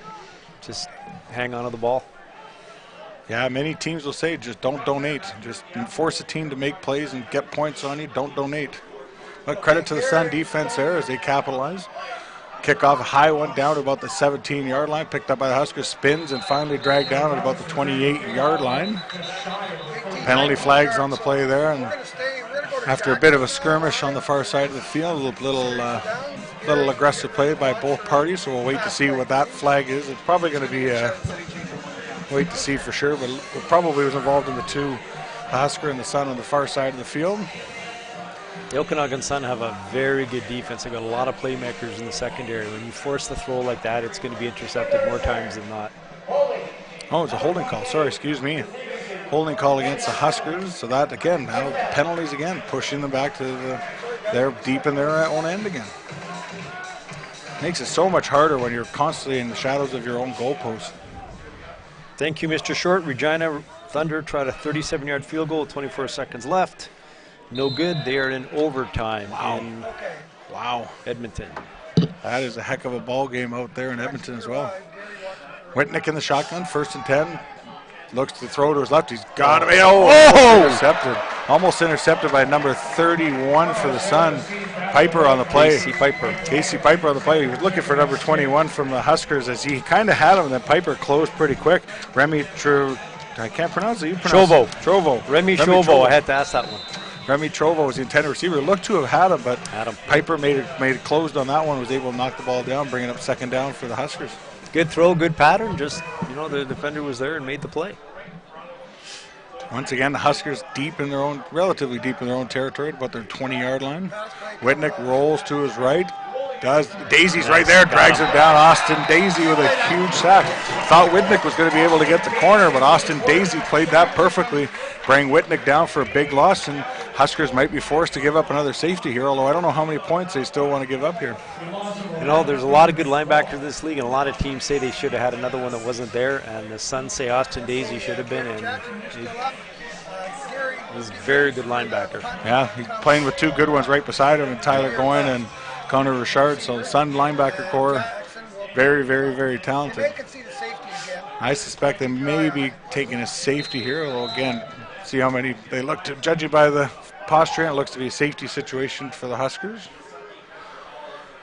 He will take a knee here, making the score of the Okanagan Sun 26, the Valley Huskers 14. And these safeties and turnovers and sacks and that stuff just pushes them back. And they just, again, the credit to the Okanagan Sun defense, and they're making plays. But you have to. There's the cannon again here at the Apple Bowl. But if you're the Huskers, you have to just sit there and say, let's not go backwards. Let's get a good return, get the offense moving in a positive direction, and worst case scenario, flip the field position and make plays. I think they absolutely need a huge return here because, like I said, the Sun secondary is so good. They're in a position now, you can smell it. They're going to start throwing the ball and throwing the ball and throwing the ball. And the Sun secondary is going to be up to the task. So they need a big return here. They need a return on the other side of the 55-yard line. Yeah, they've got the guy to, looks like the Sun are going to elect to have the Huskers kick off after the safety. So Huskers will be kicking off for the Sun. Sun should get decent field position here. Though they pooch kind of a kick. Let this go out of bounds for the Okanagan Sun. They do. Bit of a mistake there by the Huskers. They will give the Okanagan Sun really, really good field position. Because there's a flag on the play. As I'm brain dead there, I was thinking the Huskers for teasing me. Where the white hat I was wondering where Claire, you're probably looking at me like, where are you going? I was wondering where you're going with that. I do know that when you concede a safety, you kick the ball off. I do know that. So this is my first time doing this, folks. Bear with me here. Didn't mention last. But I was didn't right. mention last, so did you? Just kidding. But I was right. Had it been a kick return for the Huskers, they did need the ball on the other side of 55. Yes.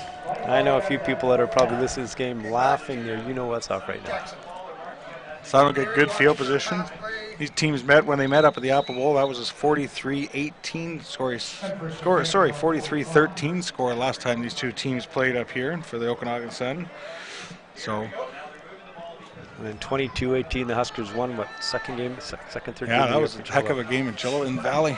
The only victory for the Hilltops ever over the Okanagan Sun. The Hilltops? No, the Huskers. Jeez. Okay. I swear, there's no right. alcohol up here, folks. We're surrounded by monitors and paperwork. Yeah. So 1st and 10 Sun on their own 50-yard line. Mahler hands the ball off. Good defensive play there by all the Huskers. They swarm and tackle the Sun back. We'll get a number when he gets up. Might have been Kelton Curry again, but he has swarmed for after about a 2 or 3 yard gain. Great defense there by the Huskers. Actually looks like Malcolm Miller. I apologize. Number 18.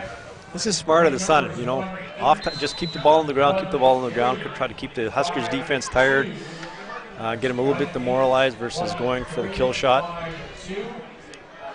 Clock under 9 minutes here, third quarter at the Apple Bowl. Sun still leading by a score of 26-14. Second, and we'll call it 9 on the play. Mahler in the shotgun, 4 receivers to his left. Blitz looks to be coming by the Huskers. Little swing pass out to Miller. He's going to have to make a couple guys going to have to make guys miss, but if they get a first down, he will come up short as Sun try and push the pile. It's going to be about 4 yards short, and chances are the punt team will be coming out for the Sun, as it'll be 3rd and 4 for the Sun kicking the ball here to the Huskers. Decent yardage, though. The way Wagner's been punting the ball, they're going to have Chilliwack inside their own 20 probably. Yeah, the game of field position now, and again, that the Huskers haven't had the luxury of great field position at all today. Even when they've made their plays, they've had longer drives and bigger plays, and haven't had the luxury of getting a ball close to midfield or on the Sun side. Now you need a good punt here, right? So the Sun will kick. Good snap to Wagner here. Blitz looks to be coming. They do block it. That is a huge play for the Huskers. That is exactly what the doctor ordered. And just on cue, the Huskers will have good field position here after a huge block on the play. It looked like Dawson Davis got in there to block that. And the Huskers will be scrimmaging deep inside, relatively deep inside the Okanagan Sun territory at the 39. That is exactly what the doctor ordered for the Huskers, and they needed that big play. The Valley Huskers, they are the honey badger. If anybody's watched that on YouTube, watch the honey badger. They don't give a blank. They should be panicking. They're just digging in, and they're making plays. Yeah, credit, huge play there by the the Huskers special team play. Now they have an opportunity to cut into the Sun lead here, trailing by 12. Scrimmaging on the Sun, 39-yard line. Whitnick in the shotgun. Passing situation here as Richardson leaves the backfield. Whitnick drops back, looks to his left, throws to his left high, but brought down. What a catch there. I believe it's Anthony Dick on the play, and he utilized all that large, tall frame that he has to haul that one in from Whitnick. And Julian Whitnick had Jamin Pelly coming in, and if you know Jamin Pelly, he is as tall as he is wide and vice versa, and Whitnick knew he was going to take a hit, and he's a tough customer because Paley rocked him. Yeah, he hung in there a lot and had to enable Dick to get free, and knew he was going to get hit and took it. So good job on Whitnick and the Huskers offense as they move the ball deep into Sun territory now on the 24-yard line, 1st and 10. Fake the jet sweep to, now he's in big trouble here. Does get away, is almost able to complete it. Good job by Whitnick as the Sun defense sniffed out the fake jet sweep to Brandon Poulin. Played Whitnick. Whitnick was able to get the ball free, but threw it incomplete, bringing up 2nd down. Just short of Remy Chauvel was just. Yeah, Julian Whitnick, his toughness has been documented by many times and many opposing coaches, including West Shore Rebels head coach Shane Beattie, commenting quite respectfully to Julian Whitnick on how tough SOB, I guess I could say that on the air. He is. That's what Shane's words were, and Whitnick approves it again. You just can't say son of a... Yes, Whitnick, second down at 10. Needs a play here. He's got some time. Now Daisy's right in on him, and Austin Daisy with yet another sack, and the Sun defense holds. Big play by Austin Daisy as he was able to, he left his feet on the, well, if we see it, he does leave his feet on the replay here, but Whitnick wasn't able to get away from the sack, and Daisy was able to bring him down, bringing up third down. Sun defensive line is very good. Yeah, Serious dress code violation, though, by Mr. Paley, Mr. President. You got to fix that. By Mr. who? Mr. Paley's dress code violation with that shirt hanging. Yeah, that's not good. Fix that. But, man, he's an intimidating presence on that defensive line, isn't he? Yeah, he's been a player all year long for the Sun. No question about that. Now the Huskers are going to attempt a 45-yard field goal. Well, I call it a fake. High snap, does get it down. Kicks it, line drive kick. It's going to be wide on the play. Connor Richard bobbles it. It'll go out the back of the end zone. So that will be the infamous rouge for the Huskers as that line drive kick goes wide. And the Huskers now cut the score to 26-15, within 9 points now. But Huskers desperately looking to cut it to a one-score game. At least came away with something. Update in the Prairie Conference semifinal, courtesy Paul Short. Regina kicked a field goal on their first drive, 36-33. They're up. Huskies have the ball for their shot. Wow. I think that score shouldn't surprise that many, as the Huskies and Thunder are two very good football teams, and I think, if my memory serves me correct, played very tight during the regular season. I know overtime. Regina Rams were here in the 1997 National Championship. Sun, we went and lost 23-20 to the Regina Rams. Jason Claremont killed us in that game.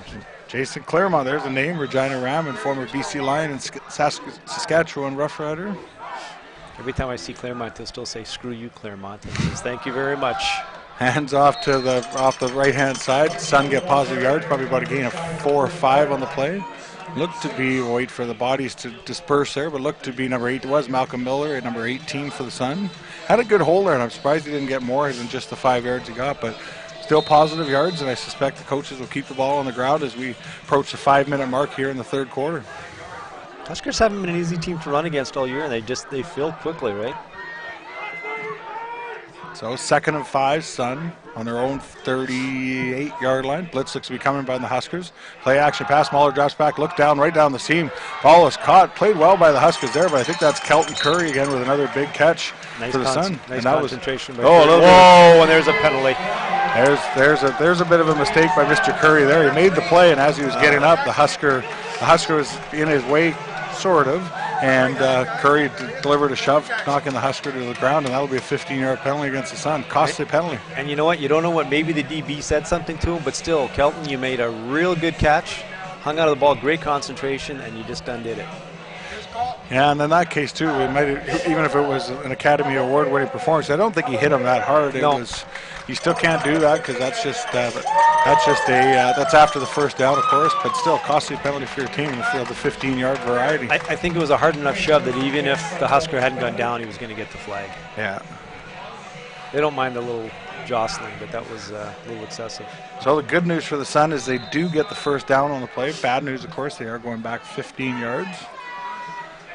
And we'll be scrimmaging from their own, we'll call it 36-yard line after the penalty. Mahler in the shotgun again. Miller's right beside him. Hands the ball off this time to Miller off the left side. Cuts to his left again. Finally dragged down. Good gain on first down as he probably gets about 7 or 8 on the play. Malcolm Miller off the left-hand side. Good positive yards for the Sun on 1st and 10. Another good call. The Sun they're going to get positive yardage every time they run that ball. Clock ticking as we get close to the 4-minute mark here, third quarter. Still very anybody's game here in the BCFC semifinal. The Okanagan Sun lead the Valley Huskers 26-15. This time Mahler under center, probably quarterback sneak variety. Huskers look to be lined up in the neutral zone, but we'll see what happens. Mahler tries to get it. He didn't get anything there. In fact, he might have gone backwards, and Husker defense holds. Now decision time for head coach Ben McCauley on 3rd and probably 1.5. And not much hesitation from the Sun bench as he will send out the punt team. That's a great job by the Husker defense on 2nd and short, pushing the Sun back. And Coach McCauley does the right thing here. Not short fielding his defense will punt the ball away. My apologies, guys. No worries. Just updated the score clock on the streaming. If you're watching, you know it's 15 points for the Huskers. If you're a Chilliwack fan, going put our points up. So good hold by the Huskers. They will snap. Good snap to Wagner. Kicks away. Bit of a off the side of his foot to the left. Yep. He probably is coming down And after. here he's Better coming, be he's careful. coming. Poulin very alertly jumps on that. There won't be a no yard. They'll be picking that flag up Yep. as that was the punter. So there won't be a no yards on that one, even though the flag was thrown as it was the punter within the 5-yard radius. And it'll be 1st and 10, and the Huskers should have good field position around their own 47-yard line.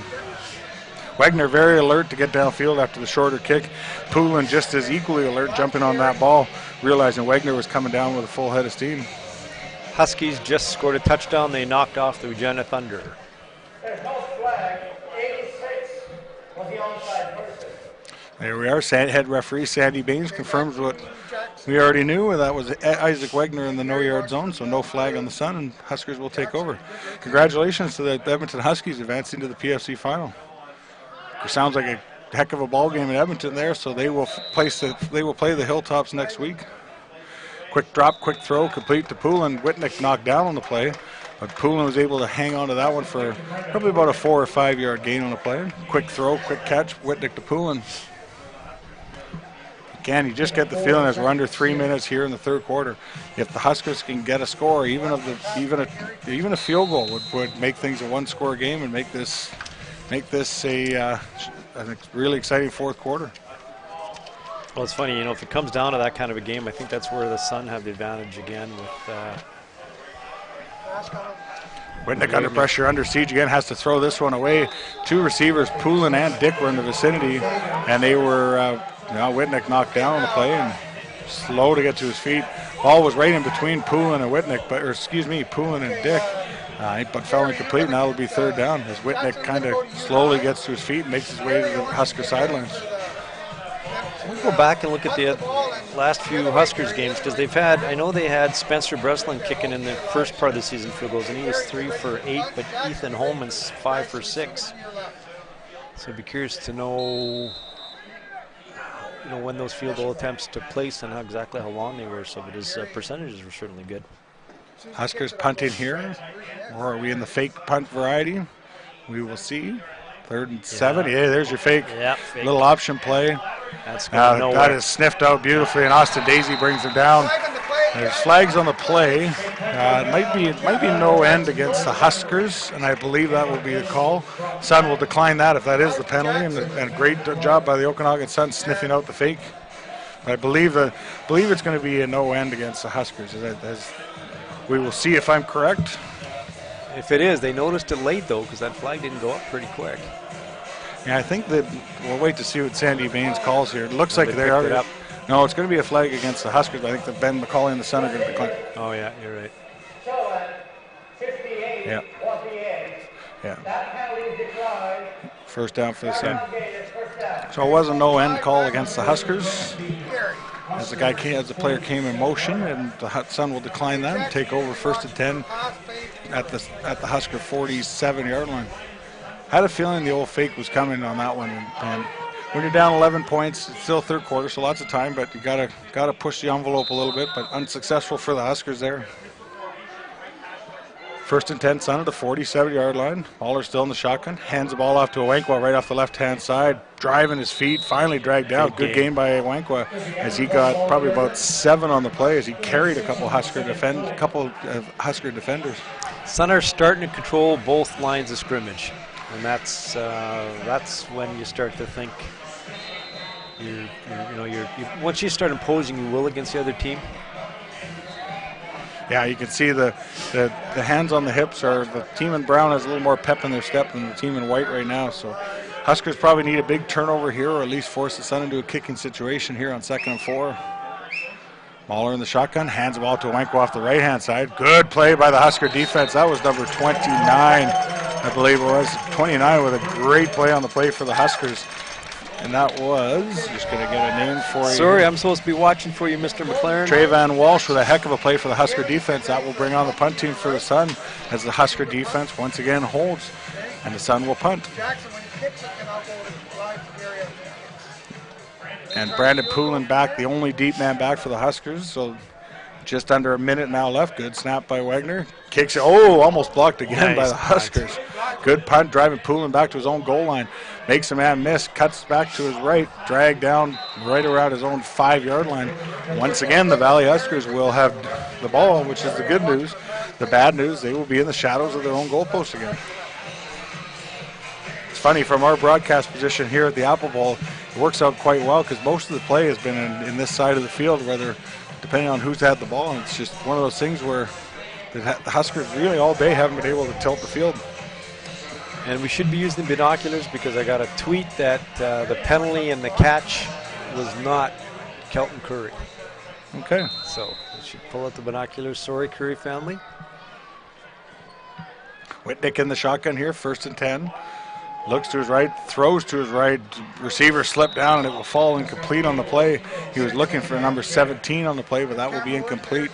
Bringing up 2nd down as Whitnick couldn't connect with Remy Treveau as well. Again, the Huskers in a position here, if they don't get a 1st down with just under 30 seconds left in the 3rd quarter, probably in a position, unfortunately, to have to give up another safety to the Sun. Yeah, it's already a 2-score game. So on one hand, it's not a big deal, but now they're they start working on that long field. Whitnick in pressure again. Daisy's right now. Whitnick able to get it free though, but there to make the tackle. What a tackle in the open field, Connor Richard. Very good defense. Connor Richard with a great tackle as Whitnick got past the first wave of the Sun defenders, but Mr. Everything for the Okanagan Sun was able to bring down Julian Whitnick in the open field, bringing up the punt team. Richard's another one. He wasn't in the top 10 in tackles, but he was just everywhere, and he was always making some sort of play. He wasn't batting a ball down. He was blocking a kick. Punting situation here for the Huskers as they elect to kick this one. I was a little surprised. I thought they might give up the safety, but does come down to a hands at the 48-yard line. Cuts to his left, back to his right. Makes a couple guys miss. Dawson Davis there, not going to get away from him. He drags him down there. Thought the Huskers, that was the final play of the 3rd quarter, thought the Huskers may elect to give up the safety, but the score after the 3rd quarter, the Okanagan Sun 26, the Valley Huskers 15. We will switch ends and head to the 4th quarter. Again, the Huskers' lack of ability to run the ball is proving to be a little taxing on the defense as they have been on the field an awful lot today.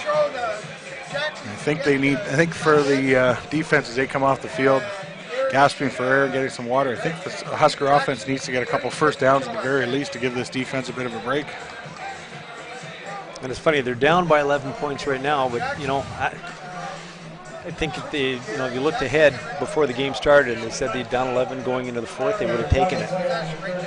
Just that quarter didn't go quite the way they wanted. So we'll head to the 4th quarter here at the Apple Bowl. 26-15, the Okanagan Sun lead the Valley Huskers. Sun will scrimmage 1st and 10 on the Husker 45-yard line. Baller in the shotgun. Oh, bad snap. It goes over Mahler's head. Owenko trying to pick it up. There's going to be a host of white uniforms bringing Owenko down for a big, big loss as he's back on his side of midfield. That is probably about a 12-yard loss after the bad snap, and Owenko couldn't make any hay after he picked it up. And again, almost turnovers by the Sun. They got a chance to, step on the throat, and they're just not doing it. Yeah, costly mistake here by the Sun, but they do keep possession, which is the good news. The bad news is they're back on their side of midfield. Not by much, though, as the ball's almost lodged perfectly on the 55-yard line. But it is a 2nd and we'll call it what it is, about 20 on the play. Mahler's in the shotgun. He's got 3 receivers to his left, 2 to his right. Owenko right behind him. Hands the ball off, looking to get some positive yards. Huskers play that one well. Able to get about 8 on the play, but obviously the Sun playing that one safe will send out the punt team on 3rd down. I like the call there. Just play it safe, get some positive yards, and with the kick of Wagner, with the kicking ability and punting ability of Wagner, just hopefully for the Sun's sake, pin the Huskers deep in their own territory. Well, it's pretty much textbook what you said the Okanagan Sun had to do to win this game. This is pretty much played it the way you thought they would, or should have. Huskers might have, not sure my math on the play, but they do it. Oh, bad snap by the Sun. Wagner, big trouble trying to get this one away. Blocked on the play. Here's an opportunity for the Huskers. If they can pick it, they do have the ball back. What a play by the Huskers as they capitalize on another bad snap by the Okanagan Sun. Wagner wasn't able to get the ball away, and the Huskers will scrimmage 1st and 10 at the Okanagan Sun 30, looks like about 31 or 32 yard line. Big special team play, and that won't make special teams coordinators happy on the Okanagan bench. I'll tell you, if the Okanagan Sun get through this game, they got to play a lot better than this, or Langley's going to be walking away Cullen Cup champions, because this has not been disciplined football by any stretch.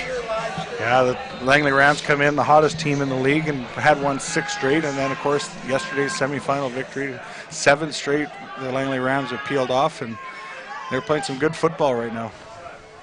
They're surely the most balanced team in the BCFC. Whitnick in the shotgun, passing situation here, flings it out to the left-hand side, complete. Husker receiver trying to make a man miss. Positive yard, probably about gain of 5 or 6 on the play. Trying to get a number, but that's on the very far side of the field. Looks like 80. That's Dick, I think. Is it Anthony Dick? I think so. No. Yeah, sorry, it is Anthony Dick, 85. Yeah, call it a 4-yard gain, 2nd and 6. Huskers don't know if we're in 3-down territory just yet, but hoping to at least kick a field goal here. Whitnick in the shotgun, 2nd and 6, throwing situation, no surprise, zings it out to Poulin, he's got it.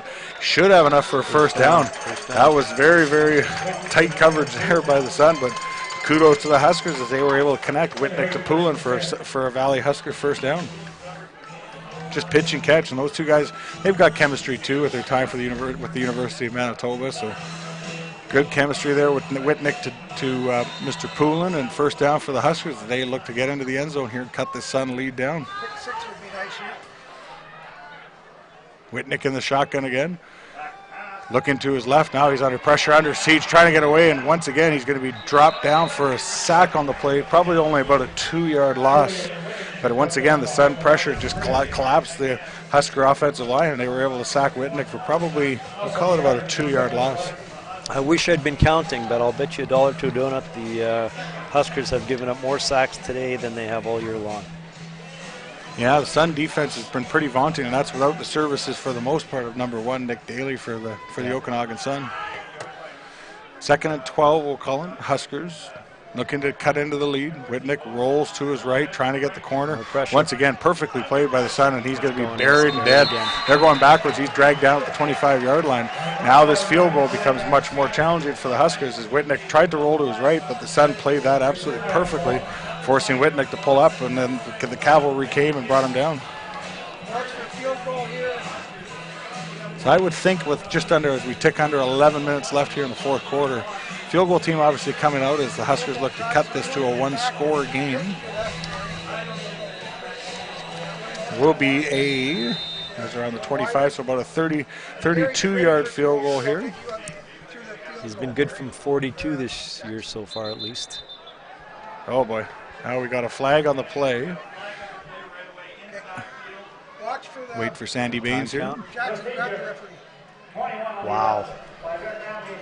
Wow. Procedure penalty against the Huskers, 5-yard penalty. That, again, makes the field goal a little bit harder now. And now a 32-yard field goal becomes a 37-yard field goal. And those sacks, they went from a 20-yard field goal. Dangerous Connor Richard deep for the Sun in case it misses. Snap is good, hold is down, kick is up. Kick is going to be wide left. Look out, Connor Richard on the end. I believe that's Connor back there returning. Bringing it all the way out, now out to the 40, nice almost return. Out to the 45. Can't see where he stepped out of bounds. But what a return by Connor Richard. That's nice the fear. That's the fear when you have missed field goals, is that the big boys can't get downfield to cover somebody like Connor Richard, and that's what can happen. Once again, a bit of a wasted opportunity for the Valley Huskers. They could have cut the lead to 1 score. Instead, the Okanagan Sun, once again, opportunistic, and they will get decent field position here, scrimmaging from their own, definitely past their own 40-yard line, about the 43-yard line. Connor Richard just caught that. Nice return. Yeah, nice return by Connor, and I think he had over 400 yards returning this year, so he was pretty efficient. Well, I know we've said it several times, but the Huskers have had their chances, and they're just, shoot themselves in the foot. Yeah, frustration on the Husker bench as they knew they let an opportunity slip away there. 1st and 10, Sun. Fake handoff, swings it out to Brandon Ahanza. Good positive gain there as they try a little swing pass out to Ahanza. He'll probably pick up about 5 on the play. As the Sun play action pass, swing it out to Ahanza for positive yards, but it will be about second and, we'll call it, based on where, second and 6 or 7 on the play. Again, clock ticking here.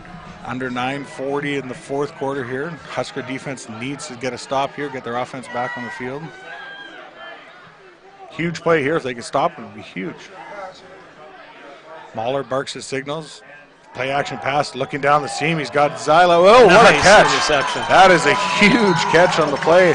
But the Husker defender made a great catch at his own 40-yard line. Trayvon Walsh with the interception. Trayvon Walsh looking, that was Mahler looking for Keith Zyla, and Walsh made a heck of a play for the Huskers. Now they get the ball back with their opportunity with 9:24 left in the fourth quarter. Just need to be opportunistic, and like if I'm the Huskers, I would be looking in the direction of 85. Yeah, well, you've got the 3 best receivers in the league statistically. You got to announce the time you use them. 9:24, good field position for the Huskers to work with here on their own 41-yard line. They will take that. Clock ticking as we approach 9 minutes left in the fourth quarter. Whitnick's in the shotgun. 4 receivers to his right, to his left, throws ball to the left. It's caught by Vaughn Richardson, cuts to his right, makes a man miss. Dragged down on the play, gains of about 11 on the play. I think this is going to be a roughing the passer call against the Okanagan Sun. And Whitnick is slow to Whitnick get up. very slow to get to his feet, and I suspect a roughing the passer call against the Okanagan Sun. Roughing the passer. Number 23 on the defense. 15-yard penalty on the end of the run. It's put down. There you have it. Sandy Baines with the call. That was a roughing the passer call. Corey McCoy with the... Once again, Whitnick takes a big shot, but tough as nails. He's back to his feet and making his way as I march the ball down the field into Okanagan Sun territory at the 43-yard line. You got to think this is the opportunity the Huskers need, just 43 yards away from pay dirt. Whitnick throws it. It caught on the play by Brandon Poulin. What a catch. He's gone. Kemper into the end zone for a touchdown. Valley Huskers. Brandon Poulin, now he blows a tire in the end zone, but who cares? He has a touchdown. That cuts the score down.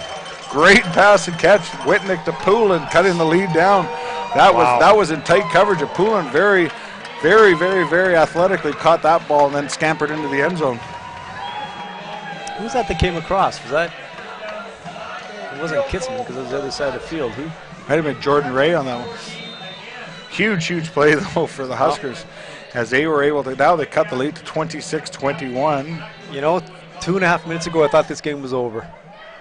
You did? I did. Wow. Well, just Canadian momentum, game. right? Well, momentum, and they kept shooting. Shot themselves in the foot again, and Huskers looking to go for 2 here. Big play coming here. Whitnick drops back under big pressure. Receiver falls down. End zone. No call on the play. No, he's not. The receiver's not complaining, so He's he not just blew a tire. He might have slipped on the turf monster got him, but it's still a big play, and now that cuts the lead to the score with 8:51 left in the fourth quarter. The Okanagan Sun 26, the Valley Huskers 21. Whitnick to Poulin, huge 40-plus yard reception, and that really turns the tide once again. The Huskers just hanging around. That's a huge play. That he had just made a great adjustment to that ball because there was 2 or 3 Okanagan Sun defenders there, and he made a great adjustment on that football. And credit to Poulin and Whitnick. And then once he caught it, it was straight line to the end zone. Well, kids made plays all year. Yeah, I believe he led the league in receiving yards. So just under 900 yards, 63 receptions. Lots of time left here, folks. 8:51 left, as we mentioned. 26-21. The Okanagan Sun still lead. Huskers will kick it off. Boom it deep down the field to Connor Richard at bobbles it at his own 20-yard line. Picks it up. Huskers way downfield, right in a hurry. Now they have a bit of field position in their favor as they'll hold the Sun inside their own 25-yard line. And again, if you're the visiting team, you hang around, you hang around, you hang around. And credit to Bob Reist and the Valley Huskers for doing exactly that. They are hanging around, making plays. And they have to think they could easily be ahead in this football game had it not been for a few mistakes along the way. As good as the Huskers defense has played, how much of this score do you throw at the feet of the Sun offense and turnovers and whatnot? No question, turnovers have been huge today. Sun needing a drive now and get their defense off the field and rested. Mahler's in the shotgun. 3 receivers to his left, 2 to his right. Play action pass. Mahler flings it out to the right-hand side. Caught by the Sun receiver, that's Zyla, making a man miss. Finally dragged down as he made a Husker player miss. Gets positive yards, gain of about 13 on the play and a first down for the Sun. Yeah, Mahler connects to Zyla. They had Keegan Vicklin out on an island there, and you have to feel a little sorry for the corner there when the receiver is open like that. It's one-on-one after he catches the ball. It's just, if either goes right, you go left, and you guess wrong. Good big first down for the Sun offense here. Moving the ball past the 35-yard line. Mahler's in the shotgun, 1st and 10 Sun. Once again, play action pass. Mahler looks down the middle of the seam. Read well by the Huskers, but pass was complete. That will be enough for another Okanagan Sun first down as they clear the play action pass, zip it down the seam, and we'll moving the sticks again. First down for the Sun. After about an 11-yard gain on the play. Exactly what the Sun needed is they've gotten plays of, I believe, about 14 and 11 and a half there, so 25 yards they've been able to pile in the last 2 plays. And the clock continues to tick as we approach 7 minutes left in the 4th quarter. Huskers desperately need a stop here, get their offense back on the field. Mahler's in the shotgun. Blitz looks to be coming from the Huskers. Now they back out of it, hand the ball off straight up the middle to Kelton Curry. Positive yards again. I thought they'd see a bit of him on this drive as he gains about 7 on the play. Setting up a very big 2nd and call it 3 or 4 on the play. I think they've got to be averaging about 70 yards a run this half. Yeah. They run the ball really well. And I'd be shocked if the ball wasn't going to number 38 here on 2nd and 3. The ball directly at midfield. Huge play here as the Huskers look to get their defense off the field. 6.5 minutes left, 4th quarter. Mahler's in the shotgun again. Blitz looks to be coming. It is coming. Right up the main. This is big trouble again. Kelton Curry into the secondary. Cuts his way, weaves his way. He might be gone. One man is going to be the only one to stop him. He is into the end zone for a touchdown. Touchdown, Kelton Curry, Okanagan Sun. That is a huge running play, and what a play. There's an injured Husker on the field. That is a big, big play by Kelton Curry on 2nd and 3 after about a 55-yard run. Huge play by Curry, as you can see on the replay here. He just darts his way and dashes around a couple Husker defensive guys into the end zone. Well, we called them for an unnecessary roughness that wasn't his, but we had to see the words. He read his blocks beautifully here. And you can see again, the Huskers were coming on the replay. You saw it there, folks. Huskers were coming on the blitz on 2nd and short 3, and once you get past that first wave, if you're in the past the first wave, you're gonna make it hard for the secondary to bring you down. And Curry, once again, he's cracked off a few big runs, long runs in the last few games for the Sun, and there's another one to add to his credit. Injured Husker back up on his feet and making his way under his own steam to the bench. That makes the score of the Okanagan Sun 32, the Valley Huskers 21, with the extra point coming. You can leave it there and it doesn't show up to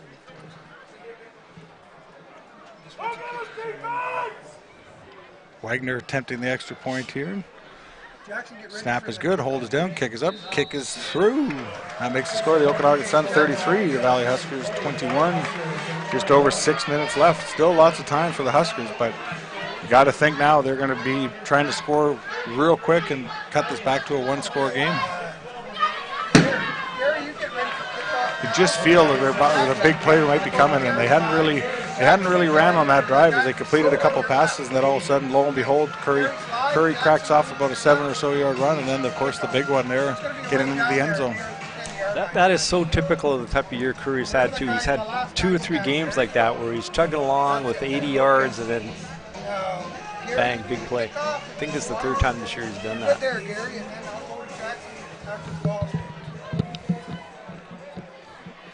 Huskers still have lots of time left here as they're just over 6 minutes left. But definitely time working against them now. But this is where it becomes a battle of wills because they've got to go. They've got to go deep, and the Sun know it. So it's just going to be athlete against athlete in his own defense. Looking for who's deep. Yeah, he's got no Brandon Poulin's back there. Poulin and Shamar Thomas. There you go. Sorry, Mr. Play-by-Play, I'm not carrying my weight. There you go. Down to Thomas at his own 10, 15, 20, 25. Makes a man miss. Finally dragged down about the 30-yard line. So it'll be first and 10 Huskers on about their own 30-yard line as we approach the 6-minute mark of the fourth quarter. Again, time working against the Huskers here, but they've been battle-tested most of this game, and they've been hanging around, and they just, again, do they have it in them again to cut this to a one-score lead? Well, it's past hanging around time now. It's time to start making plays, big plays, quick. Got the arsenal to do it. There's no question about that. Because their hanging around has been coughing the ball up and not bending, but they can't afford that anymore. A little wider there, Jackson. Oh, so Whitnick's in the shotgun. You've got 2 receivers to his left, 3 to his right. Poulin and Dick both to his right-hand side. Whitnick in the shotgun. Looks pressure coming from the backside. He's able to get it away, and that's almost caught by Brandon Poulin. Trey Adams was in the vicinity as well for the Okanagan Sun, but Poulin wasn't able to haul that one, and it probably would have been a big gain of about 12 on the play, but it'll bring up 2nd and 10. Dangerous pass to throw, though. Yeah, wide side of the field, and a lot of brown uniforms in that vicinity. Huge play here as the clock continues to tick. Under 6 minutes left here, fourth quarter. Sun still leading 33-21. Whitnick in the shotgun, needing to move the sticks here. Drops back, throws the ball right down the middle of the field. Had him wide open. Number 21 was wide open for the Huskers. That was Remy Chauveau. Remy again, wide open. Had him down the wide seam, open, and he was gone. He would have probably scored on that play. I agree with you, but the pressure came on Whitnick, and he might have needed an extra half a second that unfortunately for him he didn't have. Now the Husker punt team will come out. Now you're fighting the clock as well, and you're going to be fighting the Sun run game and the clock. Unless there's some more trickery up the sleeves here, but pretty deep in your own end to try to fake now. Yeah. Lots of time, of course, in the Canadian game, but 3rd and 10 here. Snap is good. Oh, almost blocked there. Okay, going to Jackson. But it is a kick. It does go, stays in bounds, picked up right out of bounds there, steps out of bounds around the 51, 52-yard line for the Okanagan Sun. So that was almost blocked, but good on the Huskers for getting that one away. Now if you're the Huskers, you're basically saying strip the ball, strip the ball, strip the ball, because I think you're going to be seeing a steady diet at number 38 here. I don't know who the Sun player was that was in position to make that block, but it was a smart play because you knew if you weren't going to make a clean block, don't take it. Don't take the roughing. Yeah, penalty there would have been really costly. Yeah. They knew it was a chance they didn't have to take, so smart football. Approaching the 5-minute mark here, fourth quarter. Sun, no hurry, wanted to burn the clock here. Blitz looks to be coming again from the Huskers. Hands the ball off. Malcolm Miller this time in on the play. Gets about 6 on the play, but again, you can just see the brown jerseys moving the white jerseys back as they push the line of scrimmage into Husker territory now at the 53-yard line. Little guy, just like a little chihuahua behind the big offensive line there. They couldn't see him. Gotta love your chihuahua. Great data to bring your chihuahua out of the park, too. It's warm. Although in the stands, they'd still need a coat. It's chilly in there. So it'll be 2nd and 7, 4.5 minutes left. Again, Sun just chewing up the clock here. Huskers got to be thinking turnover, strip, fumble, interception, although I don't see them throwing the ball here. Blitz coming again here. Right up the middle again. The massive Brown just pushes the pile down. Gain of about 10 on the play, and yet another Okanagan Sun first down. As you can see here, they're just imposing their will right now on the Husker defensive line. And they look to, you can tell body language is, they look to be getting worn down as they've been on the field a lot today. Well, they've been on the field a lot, and they start looking at the clock, and they know they need a turnover, and with the offense the Sun is running right now, the odds of that happening aren't good. And I think you mentally start to know your season's 4 minutes away. First and 10 Sun now at the Husker 45-yard line. Muller in the shotgun again. This time he pulls it, looking to pass it under pressure, throws it smartly away, avoiding the sack. Incomplete. Good decision by Muller. They're a little surprised they tried the play action pass there, but they do, and it is incomplete on the play as Muller was going to get sacked if he held on to that any longer. As clock will be ticking here as we get close to 3.5 minutes left. Got to think you need to stop here. You need the ball back if you're the Huskers. And then hopefully on a third down play, the Sun might have another snap issue or block or something, but we're approaching 3 minutes. They need to play. Hands the ball off. Malcolm Miller. Great cut of the play. What a play by Malcolm Miller. He's got a first down and much, much more as he gets into Husker territory. Rounds his corner down to the 20, 25, and pushed out of bounds, probably around the 17-yard line. Huge play. There is a flag on the far side of the field. We'll sort that one out. Totally way away from the play. We'll see what the referees have called here. But that was a heck of a run by Malcolm Miller. He just darted his way to his left and made a heck of a run there, moving the sticks on 2nd and 10. Temporarily moving the sticks on 2nd and 10. Couple players at the line of scrimmage had their opportunities, but he just good lateral movement. Sandy Baines with the call here. Okay, back to Gary. Oh boy. Face mask call. That's probably one of those frustration ones for the Huskers. That's a frustration penalty. That will march the ball all the way down to, it looks like, the 1-yard line or so. And the Sun are bringing out the big boys now for the goal line.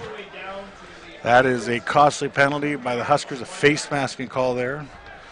As they look to, that's probably one out of frustrations. Somebody probably grabbed somebody's mask. Jamin Pelly now in the backfield, and Austin Daisy. So the Sun are going pretty large here with not a lot of mass in the backfield. Muller under center now. Hands the ball up to Bailey. Jamin Pelly. Oh boy. He's stopped on the play. Don't see if there's any flag. Doesn't look like there's any flags on the play. Well, the nice thing about Paley, you know he's not going to try to hurdle anybody. Yeah, you know where you got to tackle. So you're saying credit card vertical. He tried the dive play on that particular one, but wasn't able to propel himself. I don't know if those two words should be used in the same sentence, but wasn't able to get into the end zone.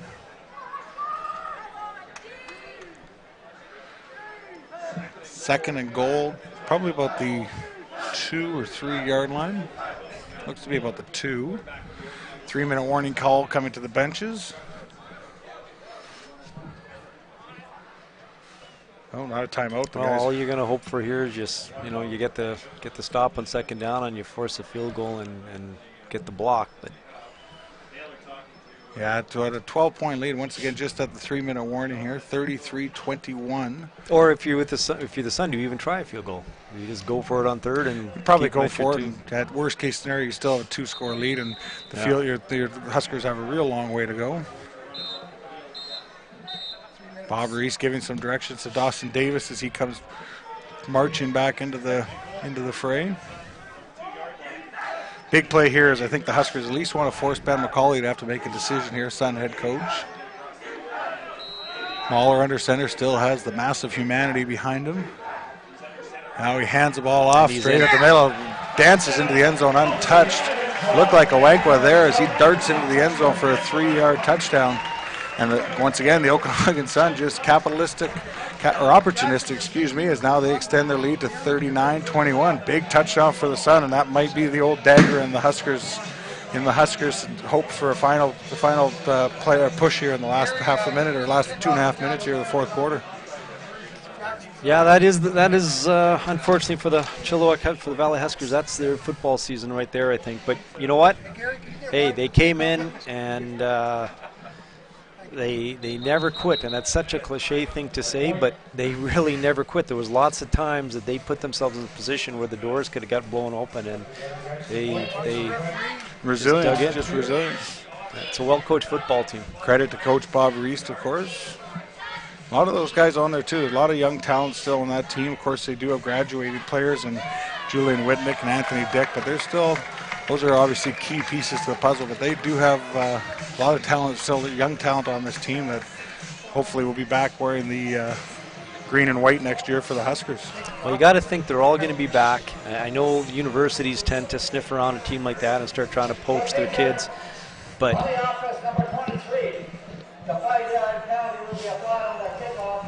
Redo the convert. Penalty call there, that will be applied on the kickoff, so we'll replay it here. Thing about the Huskers, you know, I think everybody right now believes so much in what they're doing, and I'd be surprised if they didn't have everybody that's eligible back next year. Wagner lines up the extra point. Snap is good. Kick is up. Kick is good. That makes the score of the Okanagan Sun 40, the Valley Huskers 21. As we've got 2:53 left in the fourth quarter. Valley hoping to maybe cut into this lead, but credit to the Okanagan Sun. They have been opportunistic at their end as well, capitalize on it, and like what they've done. I mean, we'll wait for final statistics. They ran the ball exactly like what you think they would and just imposed their will with that massive offensive line they have. Well, they've made a lot of mistakes, and that's the negative, but the positive is play calling and execution. Other than the turnovers, they did exactly what they had to do to walk away with the W here. Yeah, defensively, the Sun are still pretty stout on that defensive side of the ball, and guys like Austin Daisy and Connor Richard and Tyler Goyne and those types of guys have just been making plays all over the field. Because they know guys like Dick and Whitnick and Poulin and Remy, those guys are going to make plays. They're good football players too, so you can't stop those guys. You just hope to try and limit them as much as you can. And they did. Wagner kicks it off there, pooches it down to about the 15-yard line. Poulin's got it, cuts to his right, 20, 25, trying to find something there, and now cuts upfield, 30, 35 around the corner. Does a little cut there by him, and he's finally pushed out of bounds. Flag on the play, and that'll be an unnecessary roughness call against the Okanagan Sun, as they will get good field position there. Nice return, Mr. Thomas. Yes, excuse me, that was Thomas on the return. I thought it was Brandon Poulin, but good return there by number 3 for the Huskers. And they'll be 15 yards. So, I mean, they're going to get the ball on the Okanagan Sun side of midfield. So, again, you got to strike quick here and hope maybe get an onside kick or something. No, I think they're coming back. Really? Yeah. Wow. The Huskers are backing up. So, ow. They heard something. Coach Ben McCauley pointing to push them back. So, I assumed based on where the flag was thrown and when it was thrown, it would be an unnecessary roughness. Here's the run back. Blocking from the rear. Ooh. 28. 15-yard penalty. 15-yard penalty for blocking in the rear. Excuse me, I thought it was an unnecessary roughness against the Sun. So that's a costly penalty as the Huskers could have been on the other side of midfield. Now find themselves back at their own 35-yard line. That's too bad. That could have been good. So if you're the Langley Rams and you watch this game, what are you thinking right now? If you're the Langley Rams, I think now, all things being equal, no disrespect to the Huskers, I think you're probably coming up here and playing in the BC final as they throw the ball deep, look in the direction of Dick, double coverage, actually 3 players in the neighborhood, that will fall incomplete.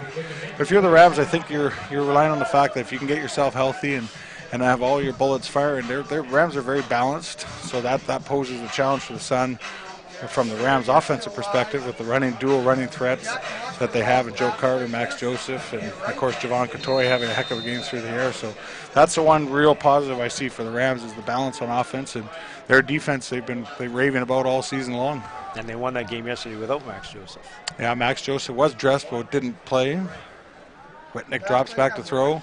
Fires it deep down the field. Kitzman's right there. Poulin's right there. Ball goes incomplete. Good cover on the play by Ty Kitzman, and Brandon Poulin wasn't able to pull that one in at the Sun 50-yard line. But the Rams, defensively, they've been pretty good all season long. There were some injuries there as well, but hopefully nothing too serious. But they're pretty balanced and they're playing well, and lots of good things happening there for them. And I mean, Javon Katoy, what can you say about that performance last night?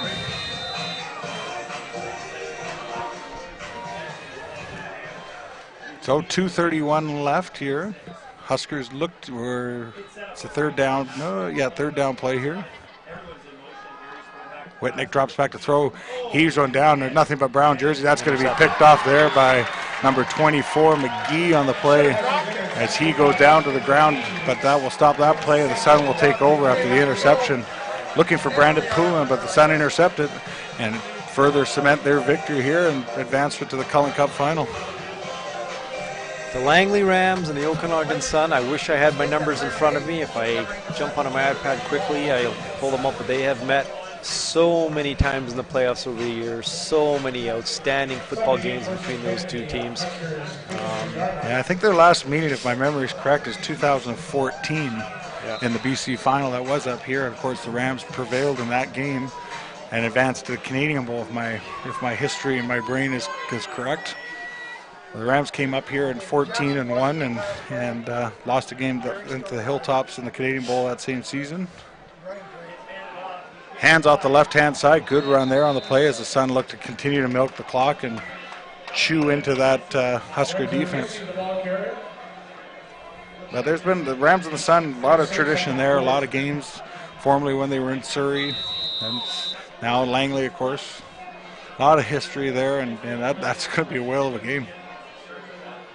Got to think the Rams coming up to this park, though. I think you got to think they're going to be the favorites.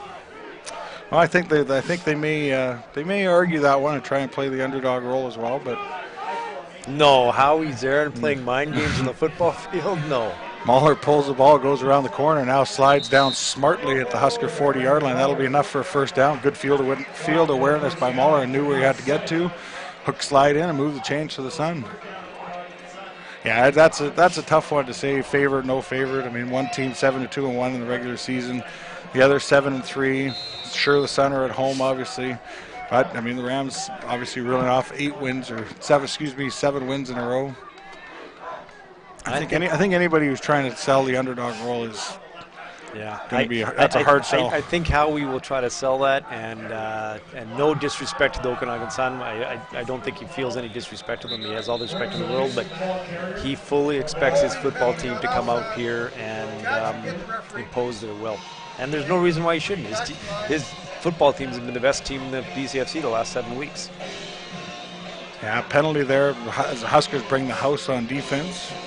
Bring the house there on that last play. Holding call against the Sun there is a 54 for the Sun with the holding call, 10-yard penalty. So they will keep the ball. Clock ticking. We're just about 94 seconds away from a final here at the Apple Bowl. Two good semifinal games, though. I mean, the score here, 40-21, but up until lately, this was a one-score game when it was 26-21. Well, it's interesting. Whoever comes out of the BCFC has been in a dogfight all year, and we don't know what kind of team is coming out of Hamilton. I know or out of the OFC rather. Hamilton's been blowing it a nice run. Great run there as he continues to drag his way down to about the Husker 23-yard line, trying to get a number there. It looks like 22, is it? Your eyes better than mine. Yeah, sorry. No. Yeah, it looks like Lorenzo Dissi. I hope we pronounced that correct. I believe that was 22 for the Sun, but I could be wrong. Yeah, Lorenzo Dissi. Yep. Sorry, I'm slipping again. I'm looking ahead to the playoffs beyond. Anyway, I'm just talking about the team out of Ontario. Hamilton, assuming that they're the team that comes out and the Sun or the Rams play them, they've been 8-0. I know the OFC doesn't always get a lot of respect, but looking at that team the last couple of years, statistically, because I've watched them a little bit, it's like the Windsor AKO Fratman back in 96 through 99. They got a little bit better every year, to the point where the last 2 years they lost a tight game here to the Sun in the national semifinal in 98. And then the next year they beat the Sun in Windsor. So I think we're going to see a hell of a football team coming out of the UFC. I think it's going to be Hamilton. But my point is, I don't know how tested that team's going to be, and I think the Rams and the Sun have been through wars all year long. As we've talked about, this season's been so up and down for everybody. I think our teams are going to be pretty well prepared. Injury bug, you hope, is not going to bite either one of these teams.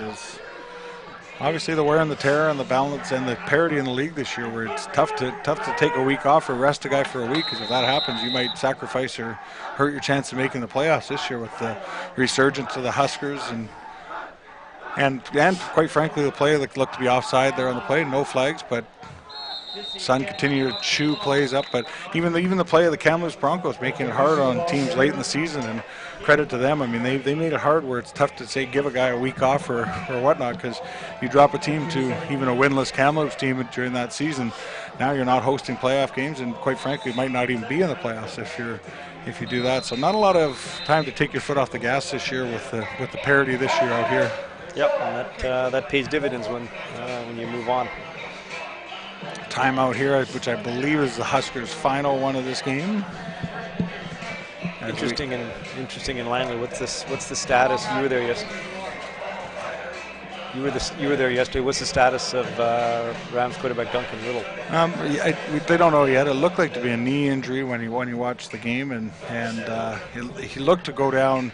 I think it was a situation where it looked worse originally than maybe it is. So we'll see how he reacts today and how he feels today, and what his situation is. Max Joseph, they hope to obviously have him back playing, because he's a huge weapon in both the backfield, out of the backfield receiving and returning kicks. So that's another huge weapon that the Rams would love to have back in the lineup.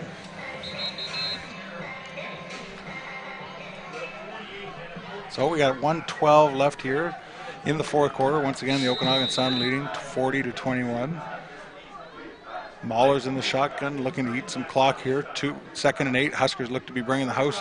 Hand the ball off again. Kelton Curry makes him miss, and look at him go again as he darts all the way down deep into the Husker territory. Probably dropped down inside the 10-yard line, setting up a 1st and goal for the Okanagan Sun. Very good darty move there by Kelton Curry as he just continues. His numbers will probably be impressive at the end of the day once the stats become finalized. This will be his best game of the year statistically for sure. Yeah, as mentioned, 100 yards in the first half. It wouldn't shock me if he was in the 200-yard range. Shotgun, hands the ball off straight in the middle and right into the goal post for another Okanagan Sun touchdown. Touchdown for the Okanagan Sun, extending their lead to 46-21 with the extra point coming. Curry into the end zone again for the Sun, and that just puts yet another dagger, if it wasn't already, into the Huskers. With just 49 seconds left on the play. That's the Sun's strength. I mean, they hand the ball off, and I think everybody, including the Huskers, knew that was what you had to try and stop with the Sun, is try and stop that offensive push in the offensive line, and the likes of Curry and Miller, and that's what they had to do. And unfortunately for the Huskers today, they just weren't able to do it. Well, all preseason the talk was of the Okanagan Sun offensive line, and maybe it hasn't been quite what, hasn't performed exactly what they thought it would have this year, but they're a big physical group that bully the other side of the line of scrimmage, and that's what you want. Cannon continues to go off here at the Apple Bowl.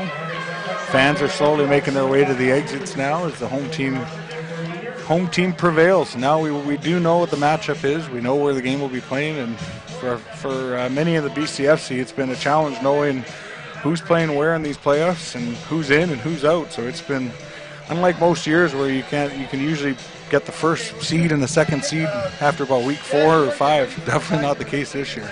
Game next Sunday afternoon at the Apple Bowl, 1 o'clock, the Langley Rams and the Okanagan Sun. Join us again on BCFCTV.com for that one, presented by Remax Kelowna. It'll be Paul Short and Tyler McLaren next week. Luckily, I get to give up my chair. You're already out after one, Hopefully I never have to do this again, but... Squib kick, bounces around. Huskers finally pick it up. Now they've fallen the ball on their own 22-yard line. Just 46 seconds left. Yeah, once again, thank you for joining us. BCFCTV.com, powered by Remax Kelowna. Hope you're enjoying today's the pushes you're giving to my company. Hey, absolutely. If you're going to move up to Kelowna, definitely touch base with Remax Kelowna, Blake Roberts, Marlene Braun. 97 Way Home Real Estate Group, Remax Kelowna, shameless plug. Is it Roberts and Braun or Braun and Roberts? I still think it's Roberts and Braun, but only because it flows better that way. She actually does think she's the boss. Yes. But no, I'm dead. She's going to be listening to this. I am in so much trouble. Perfect. Can we mute this part? Can we edit this? No? So 46 seconds left now, just trying to wind our clock down here, but the Huskers looking to maybe get on the board here late. Whitnick drops back to throw, zings it out to Remy. Lots of room out the left-hand side. Remy Trudeau. Sun defense comes and bangs him down just past his own 30-yard line. Should be a little bit short of the first down, depending on the spot, as the clock continues to tick down to about a half a minute left. And thanks, by the way, to Lloyd Congdon to my right, longtime Okanagan Sun director. He is invaluable to this football team. People don't know him. He's always in the shadows working his you-know-what off. And Solid Rock Video, who took over the filming for the Sun this year for the broadcast, hasn't always gone smoothly early in the year as they were getting accustomed to sports, but I think everybody agreed. Every game's gotten better, so we're looking forward to 2019. Being even better. And hopefully, if you're an Okanagan Sun fan, you can have Solid Rock Video not only doing the Collin Cup, but you'll have them doing the national semifinal on November 3rd. Yeah, once again, the British Columbia Football Conference will host the Ontario Football Conference champion. Although I think Jake Elliott is hoping that something else happens there for November 3rd. Yeah, it was a lot of fun yesterday, and stepping in there and that facility, obviously, at McLeod Athletic Park was great to be a part of. Last time out here charged by the Huskers, but that was a lot of fun yesterday working with Jake and riding shotgun to him and the Rams production crew. Wherever the game's played, whether it's here at the Apple Bowl on November 3rd or McLeod Athletic Park in Langley, they're two awesome stadiums. I mean, McLeod Athletic Park, if you're from Kelowna, you've never been there, it is stunning. It really does make the grandstand of the Apple Bowl look horrific. But there's something about the Apple Bowl with the track and people being able to walk around, and stadiums in BC are, you can't beat them. Yeah, a big crowd. I would expect a big crowd up here for next week's game, and as the playoffs drag on, even more bigger crowds, and like you said, at McLeod or up here at the Apple Bowl. Of course, the winner of the Ontario BC game will advance to the winner of the Prairie Football Conference champion. That will be November 17th. So a bit of a bye week, which is good for heal some wounds. Screenplay set up, incomplete as Whitnick takes another big shot there, trying to get the ball in the hands of Vaughn Richardson, but that fell to the turf. Yeah, the Prairie Football Conference will host the Canadian Bowl, the CJFL final, so that game now we know will either be in Saskatoon or will Edmonton. Be in Saskatoon Minor Field in Saskatoon on November 17th at 1 p.m. You're banking on it, aren't you? I'm banking on it. Huskies aren't going to beat them. I am also, my grandson's being born in the next few days, so they're in Saskatoon, so we're counting on being able to see Bam Bam and a good football game. Isn't it great grandson? Oh, no, it's only grandson. So incomplete there. The Sun will take over, and that should do it. Obviously, is a couple meals away here. I wonder if what the weather will be like at either Edmonton or Saskatoon. Cold. Yeah. Cold with a chance of cold. Yeah, I don't think it'll be quite like this when you're debating on whether to wear shorts to the park or not. A lot of people are wearing shorts there. They look around the park. Yep. Sun General Manager Jay Christensen down there right around midfield. He's got the shorts on. Sun President Les Wise with the overly tight pants for a man his age. I wonder if Les is going to smile now, or if he's still angry. His hair's looking pretty dark underneath that baseball cap. Well, there's that old joke. We're pulling out that joke again. Yes. Jeez, that one never gets tired, does it? So one knee and one more to go. As the clock ticks, actually might have two more to go as we're at just under 30 seconds now. Well, just wrapping up, congratulations to the Valley Huskers. I know this season didn't end the way you guys thought it would coming into the park today, but it was a fun football season to watch as an outsider, watching what Bob Reist and the Huskers organization, Brenda Curry, the president, what they've done.